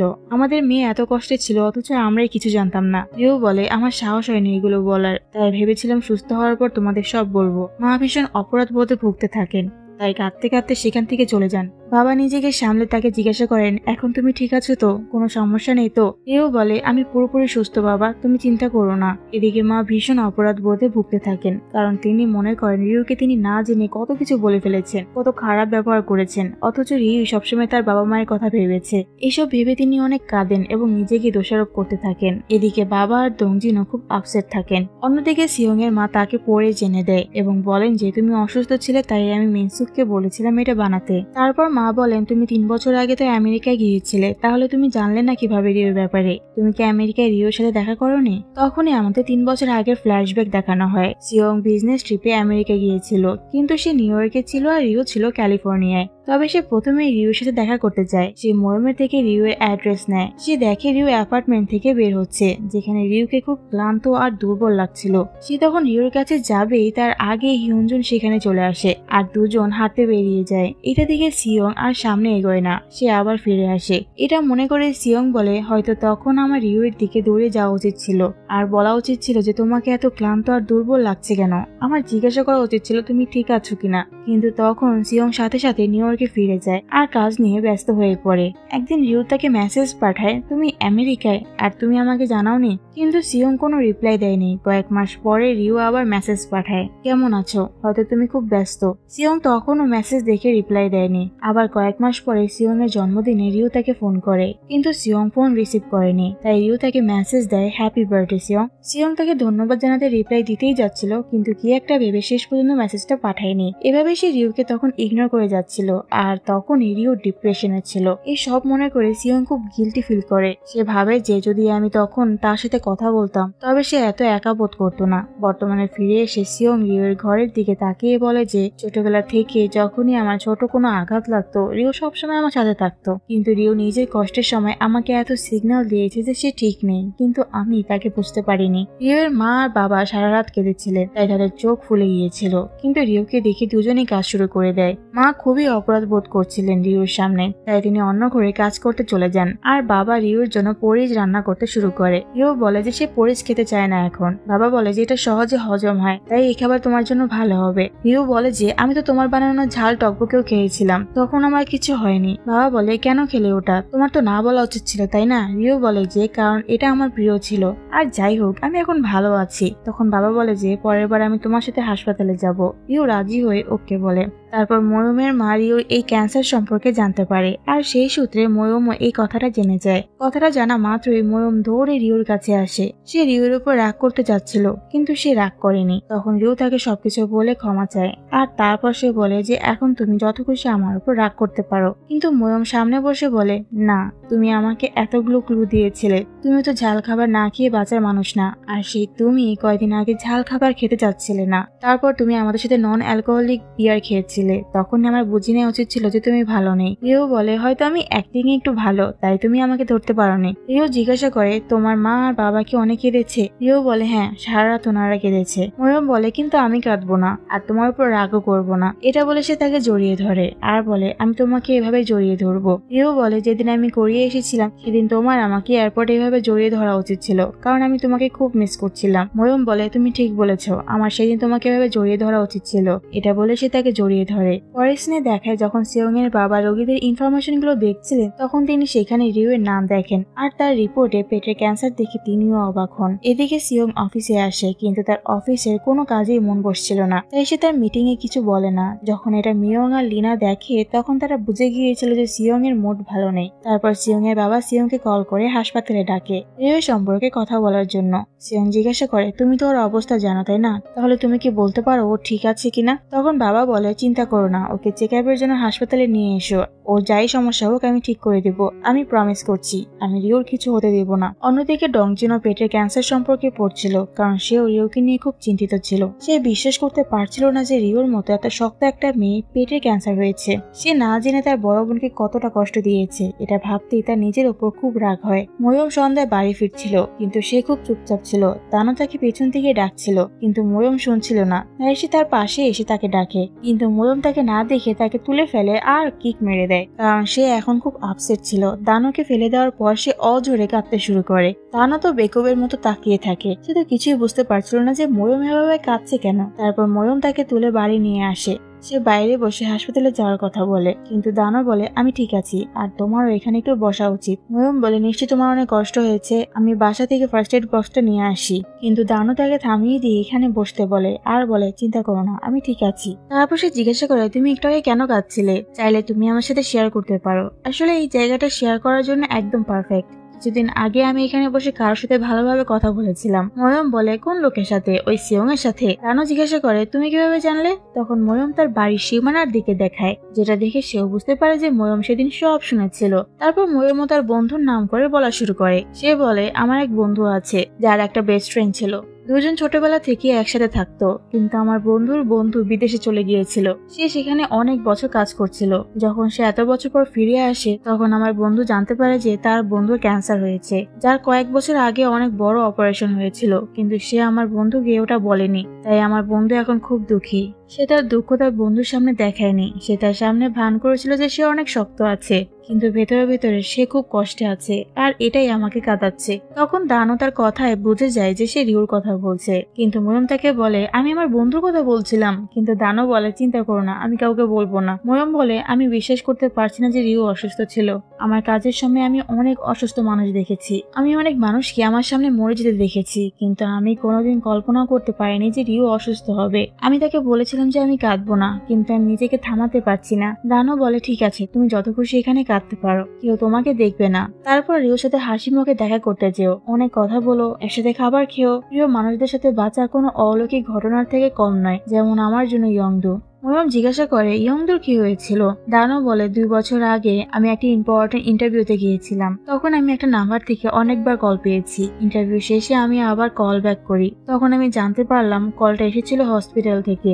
তখন আমাদের 2 বছর আগে ফ্ল্যাশব্যাক দেখানো হয়। দানো দৌড়ে হাসপাতালে গেল, যেখানে সে জানতে পারলো তার স্ত্রী আর মেয়ের অ্যাক্সিডেন্ট হয়েছে, যেখানে তার স্ত্রী বাঁচতে পারেনি আর ইয়ংদু দীর্ঘ অপারেশনের পর বেঁচে যায়। সেটা দানোর কাছে কোনো অলৌকিক ঘটনার চেয়ে কম ছিল না। ইয়ংদুকে সুস্থ অবস্থা দেখে আমি অলৌকিক ঘটনায় বিশ্বাস করা শুরু করেছি। তাই আমি জানি কত মূল্যবান প্রতিদিন সকালে তাকে দেখা, সকালে তাকে ঘুম থেকে তোলা, ব্রেকফাস্টের পর তাকে কিন্ডারগার্টেনে পৌঁছে দেওয়া, স্কুলে যাওয়ার সময় তাকে গুড বাই বলা। আমি জানি এটা কত স্পেশাল। দানো এগুলো বলতে বলতে খুব ইমোশনাল হয়ে পড়ে। তখন ময়ূম তাকে বলে তুমি তো বলেছিলে যে আমি কাঁদতে পারি, তাহলে তুমি এখন কেন কাঁদছো? ঠিক আছে, আমিও কাউকে বলবো না। তখন দানো কাঁদতে শুরু করে। ময়ূম তখন কি একটা ভেবে হঠাৎ তাকে কিস করে বসে। তারপর সে হঠাৎ রিয়েলাইজ করলো যে সে কি করলো এটা। সে নিজের মাথার সাথে তার মাথা আঘাত করে দৌড়ে সেখান থেকে পালিয়ে যায় আর দ্রুত নিজের বাড়ির ভিতরে ঢুকে যায়। দানো তো পুরো অবাক হয়ে যায়। সিঁড়ি দিয়ে উপরে উঠতে যেয়ে ময়ূম দানোকে দেখে আর ভাবে আমি কেন দৌড়ালাম, আমি কোথায় পালাবো, সে তো আমার পাশের বাড়িতে থাকে।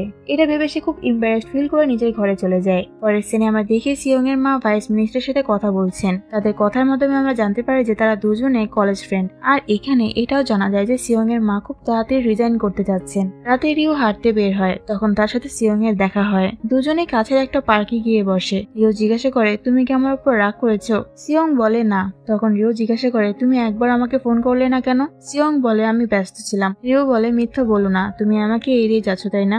তুমি এখানে আসার পর থেকে একবার আমার দিকে তাকাওনি। আমি জানি তুমি হয়তো ঠিক বুঝতে পারছো না যে এই সময় তোমার আমার সাথে কিভাবে ট্রিট করা উচিত, সান্ত্বনা দেওয়া উচিত নাকি আমাকে সাহস দেওয়া উচিত।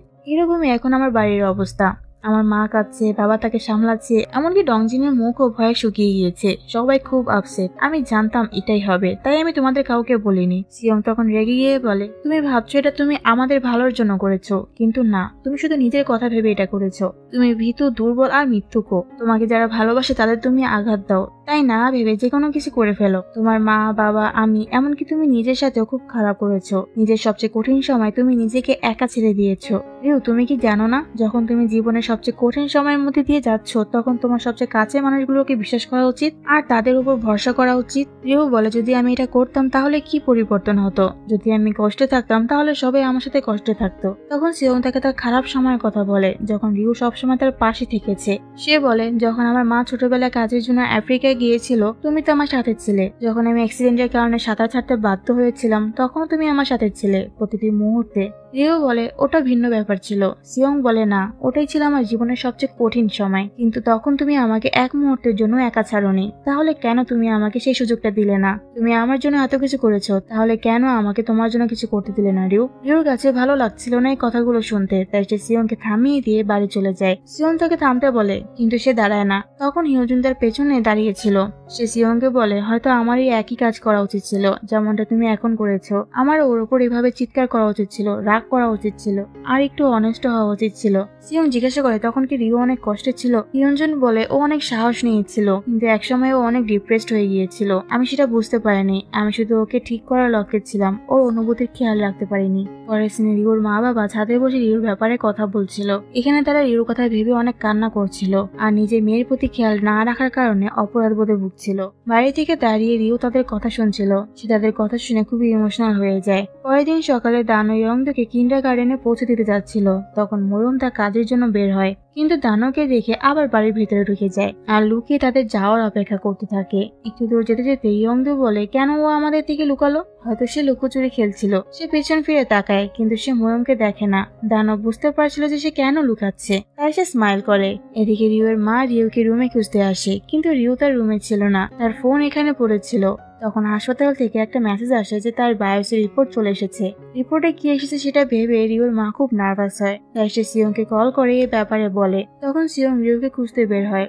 সে তাকে খুঁজতে মাঠে যায়, লাইব্রেরিতে আসে, আরো বিভিন্ন জায়গায় খুঁজতে থাকে, কিন্তু সে কোথাও রিওকে খুঁজে পাচ্ছিল না। সে তাদের স্কুলের মাঠে খুঁজতে যায়, কিন্তু সেখানেও রিও ছিল না। তারপর হঠাৎ তার কোনো একটা জায়গার কথা মনে পড়ে, তাই সে গাড়ি নিয়ে বেরিয়ে যায় এন্ড এখানে এসে সে রিওকে দেখে। রিওর উপর তার একটু রাগ হয়। সে বলে, তুমি এখানে কি করছো? যদি কোথাও যেতে হয় অন্তত বাড়ির কাউকে বলে আসা উচিত ছিল তোমার। ফোনটাও বাড়িতে ফেলে রেখে এসেছো। রিও বলে, আমি তো এখানে আমার মেডিটেশন করতে এসেছি, কিন্তু তুমি আমাকে ডিস্টার্ব করে দিলে। সিয়ং বলে, তুমি মজা করছো? জানো তোমাকে খুঁজতে আমি কোথায় কোথায় যাইনি। রিও বলে, আমার খুব বোর ফিল হচ্ছিল, তাই আমি এখানে এসেছি কিছু ফ্রেশ এয়ার নিতে। সিয়ং আবার সে আগের কথা তুলতে গেলে রিও রেগে সেখান থেকে চলে যেতে নেয়। তখন সিয়ং তাকে তুলে নিয়ে যায় পানির মধ্যে। রিও চিৎকার করতে শুরু করে। সিয়ং বলে, তুমি কি ডিপ্রেস ছিলে না? এখন ভালো লাগছে? রিও চিৎকার করে বলে, তুমি কি পাগল নাকি? সিয়ং বলে, আরো চিৎকার করো, আমি চাই তুমি আরো চিৎকার করো, তোমার সব হতাশাগুলো বের করে দাও, তোমাকে একা একা সহ্য করতে হবে না। রিও বলে, তুমি কেন আমার উপর চিৎকার করছো? তুমি কেন গতকাল থেকে আমার উপর রাগ করছো? আমি অসুস্থ ছিলাম, আমি সবচেয়ে কঠিন সময়ে আটকে ছিলাম, তাহলে তুমি কেন আমাকে বকছো? সিয়ং বলে, আমি তোমার উপর রাগ করছি না, আমি আমার উপর রাগ করছি। তুমি আমাকে এত সংকেত দিয়েছিলে যে তুমি ঠিক নেই, কিন্তু আমি কোনো রিপ্লাই দিইনি। আমি তোমাকে ইগনোর করে গিয়েছি। তোমার আমাকে প্রয়োজন ছিল, কিন্তু আমি বুঝতে পারিনি। রিউ কাঁদতে কাঁদতে বলে, তুমি আমাকে রিপ্লাই করোনি কেন? আমার কল রিসিভ করলে না কেন? সিয়ং সরি বলে, কিন্তু রিউ কাঁদতে কাঁদতে বলে, আমি কাউকে কিছু বলতে পারিনি। জানো আমি একা কত ভয় পেয়েছিলাম, তাহলে তুমি কেন এটা করলে আমার সাথে? এটা বলতে বলতে সে সিয়ংকে মারতে থাকে। সে আরো বলে, আমি হাজারবার ভেবে তারপর সিদ্ধান্ত নিয়েছি। তুমি জানো না তখন আমি কেমন অনুভব করেছিলাম। এগুলো বলতে বলতে সে ভীষণ কাঁদতে শুরু করে। সিয়ং তাকে কাঁদতে দেয়। তারপর শান্ত হওয়ার পর তারা দুজন বসে কথা বলে। রিও জিজ্ঞাসা করে, তুমি কিভাবে জানলে যে আমি এখানে থাকবো? সিয়ং বলে, মনে নেই হাই স্কুলে একবার তুমি বাড়ি থেকে পালিয়ে এখানে এসেছিলে, কারণ বাড়িতে ডংজিনকে নতুন ফোন কিনে দেওয়া হয়েছিল, কিন্তু রিওকে ব্যবহার করতে হয়েছিল একটি ভাঙা ফোন। তখনও তার মা ডংজিনের পক্ষ নিয়েছিল, তাই রিও রাগে বাড়ি ছেড়ে পালিয়ে যায় আর এখানে আসে। তখনও সিয়ং তাকে খুঁজতে খুঁজতে এখানে এসেছিল। তারপর সিয়ং রিওকে তার বাবাকে কল করতে বলে রিপোর্ট সম্পর্কে জানার জন্য। কল করার পর সিয়ং এর বাবা বলে, রিপোর্টে সব ঠিক আছে, এটা জাস্ট একটা ইনফেকশন রিয়াকশন ছিল, আর এটা জানতে পেরে সিয়ং নিশ্চিত হয়। সে তখন রিউকে জড়িয়ে ধরে। রিউ জিজ্ঞাসা করে, তুমি কি করছো এটা? সিয়ং বলে, শুধু একবার তোমাকে জড়িয়ে ধরতে দাও। তখন রিউ কিছু বলে না, সেও তাকে জড়িয়ে ধরে। পরের সিনে দেখায় সিয়ং এর বাবা তার পায়ের ব্যান্ডেজ দেখে তার ওয়াইফকে মিস করছিল। তিনি খুব খুশি ছিলেন, তাই তিনি তাকে ফোন করে একসাথে ডিনারের পরিকল্পনা করেন। তিনি দ্রুত কাজ শেষ করে রেডি হয়ে তাকে নিতে যান। তারপর তিনি তার ওয়াইফের অফিসে পৌঁছান, কিন্তু ঠিক তখনই তিনি দেখেন তার স্ত্রী বেরিয়ে আসছে। ভাইস মিনিস্টার বাইরে দাঁড়িয়েছিল একটি ফুলের তোড়া নিয়ে, যে তাকে তোড়াটা দেয় এবং তাদের দুজনকে তখন খুব খুশি দেখাচ্ছিল, যেটা দেখে সিয়ং এর বাবা আপসেট হয়ে সেখান থেকে ফিরে আসে। আর রাতে বাড়ি ফেরার পর তিনি সরাসরি তার ওয়াইফকে বলে দেন যে তিনি ডিভোর্স চান, যা শুনে সিয়ং এর মা অনেক কষ্ট পায়। এদিকে বাড়ি ফেরার পথে রিউ সিয়ংকে বলে, আমি জানি না কেন ময়ূর মাস সকালে একই কাজ করলো, কেন বন্ধুত্ব দেখানোর জন্য হাক করছে। সিয়ং বলে, আর যাই হোক, আমি তোমার ফ্রেন্ড না, আমি তো তোমাকে বলেছি আমি আর তুমি আর ফ্রেন্ড নই। তখন রিউ কিছু বলতে যাবে তার আগে তারা বাড়ির কাছে পৌঁছে যায়, কিন্তু সিয়ং গাড়ি থামায় না এবং তাকে নিয়ে এগিয়ে যায়। রিউ তাকে জিজ্ঞাসা করে যে আমরা কোথায় যাচ্ছি, কিন্তু সিয়ং কোনো উত্তর দেয় না। অপরদিকে রিউর বাবার দোকানে ময়ূম এবং রিউর পরিবার রিউর জন্য একটি ওয়েলকাম হোম পার্টি প্রস্তুত করছিল, কিন্তু তারা কেকের মোমবাতি জ্বালানোর জন্য লাইটার খুঁজে পাচ্ছিল না, তাই সবাই লাইটার খুঁজতে যায়। কিন্তু ঠিক তখনই রিউ এবং সিয়ং সেখানে পৌঁছায়, আর তাদের আগে রিউ লাইট অন করে ফেলে, যা তাদের সারপ্রাইজের 12টা বাজিয়ে দেয়। কিন্তু তবুও সবাই তাকে স্বাগত জানায়। রিউ এসব দেখে খুব অবাক হয়। এসব আইডিয়া কার ছিল তা জানতে চাইলে সবাই সিয়ং এর দিকে হাত বাড়িয়ে দেয়। তাই আমরা জানতে পারি যে সিয়ং এখানে আসার আগে সে রিউর মাকে কল করে বলেছিল রিউর জন্য একটা surprise welcome home party ready করতে। রিউর সবার অ্যারেঞ্জমেন্ট দেখে খুব খুশি হয়, সবাইও খুব খুশি ছিল। আর এখানে সবাই একে অপরকে প্রতিশ্রুতি দেয় যে সামনে থেকে কেউ কারোর থেকে কোনো কথা লুকাবে না, সবাই সবার সাথে সবকিছু শেয়ার করবে, এতে যাই হয়ে যাক না কেন। রংজিন ও রিউকে তার নাম ধরে না ডেকে তাকে বড় বোন বলে ডাকছিল, যা সবার মধ্যে সম্পর্ক আরো ভালো করে তোলে এবং সবাই খুব মজা করে খেতে থাকে। বাড়ি ফেরার পথে রিউ বলে, আমার পেট ভরে গেছে, মনে হচ্ছে যেন আমার পেট ফেটে যাবে এখনই। এটা শুনে সবাই ভয় পায়। রিউ তাদের রিয়াকশন দেখে বলে, আরে চিন্তা করো না, আমি যেটা বলতে চাইছি সেটা হলো খাবারটা খুব ভালো ছিল, আমি খুব তৃপ্তি করে খেয়েছি। সবাই এটা শুনে হাসতে শুরু করে। রংজিন বলে, আগামীকাল থেকে আমি তোমার ট্রেনার, আমি তোমার এক্সারসাইজের খেয়াল রাখবো। ময়ূম বলে, আমি তোমার পার্সোনাল ডক্টর। বাবা বলে, রিউ যা খেতে চাইবে তা আমি রান্না করব। তখন রিউ সিয়ংকে জিজ্ঞাসা করে, তুমি কি করবে? যখন সবাই আমাকে প্রিন্সেসের মতো ট্রিট করছে, তুমি কি আমার জন্য একটা বাড়ি বানিয়ে দিবে? সিয়ং বলে, এত দূর আশা করো না। রিউ বলে, তুমি আমার সাথে সোনাতে একসাথে গোসল করবে, আমাদের সেই পুরনো দিনের মতো। সিয়ং বলে, মজা করো না, আমি কেন তোমার সাথে গোসল করতে যাবো? রিউ বলে, চিন্তা করো না, মাঝখানে একটা পর্দা দেয়া থাকবে। সবাই তাকে নিয়ে মজা করতে শুরু করে। সবাই খুব খুশি খুশি হয়ে চলছিল। পিছন থেকে তাদের এই খুশিগুলো হিয়নজুন দেখছিল।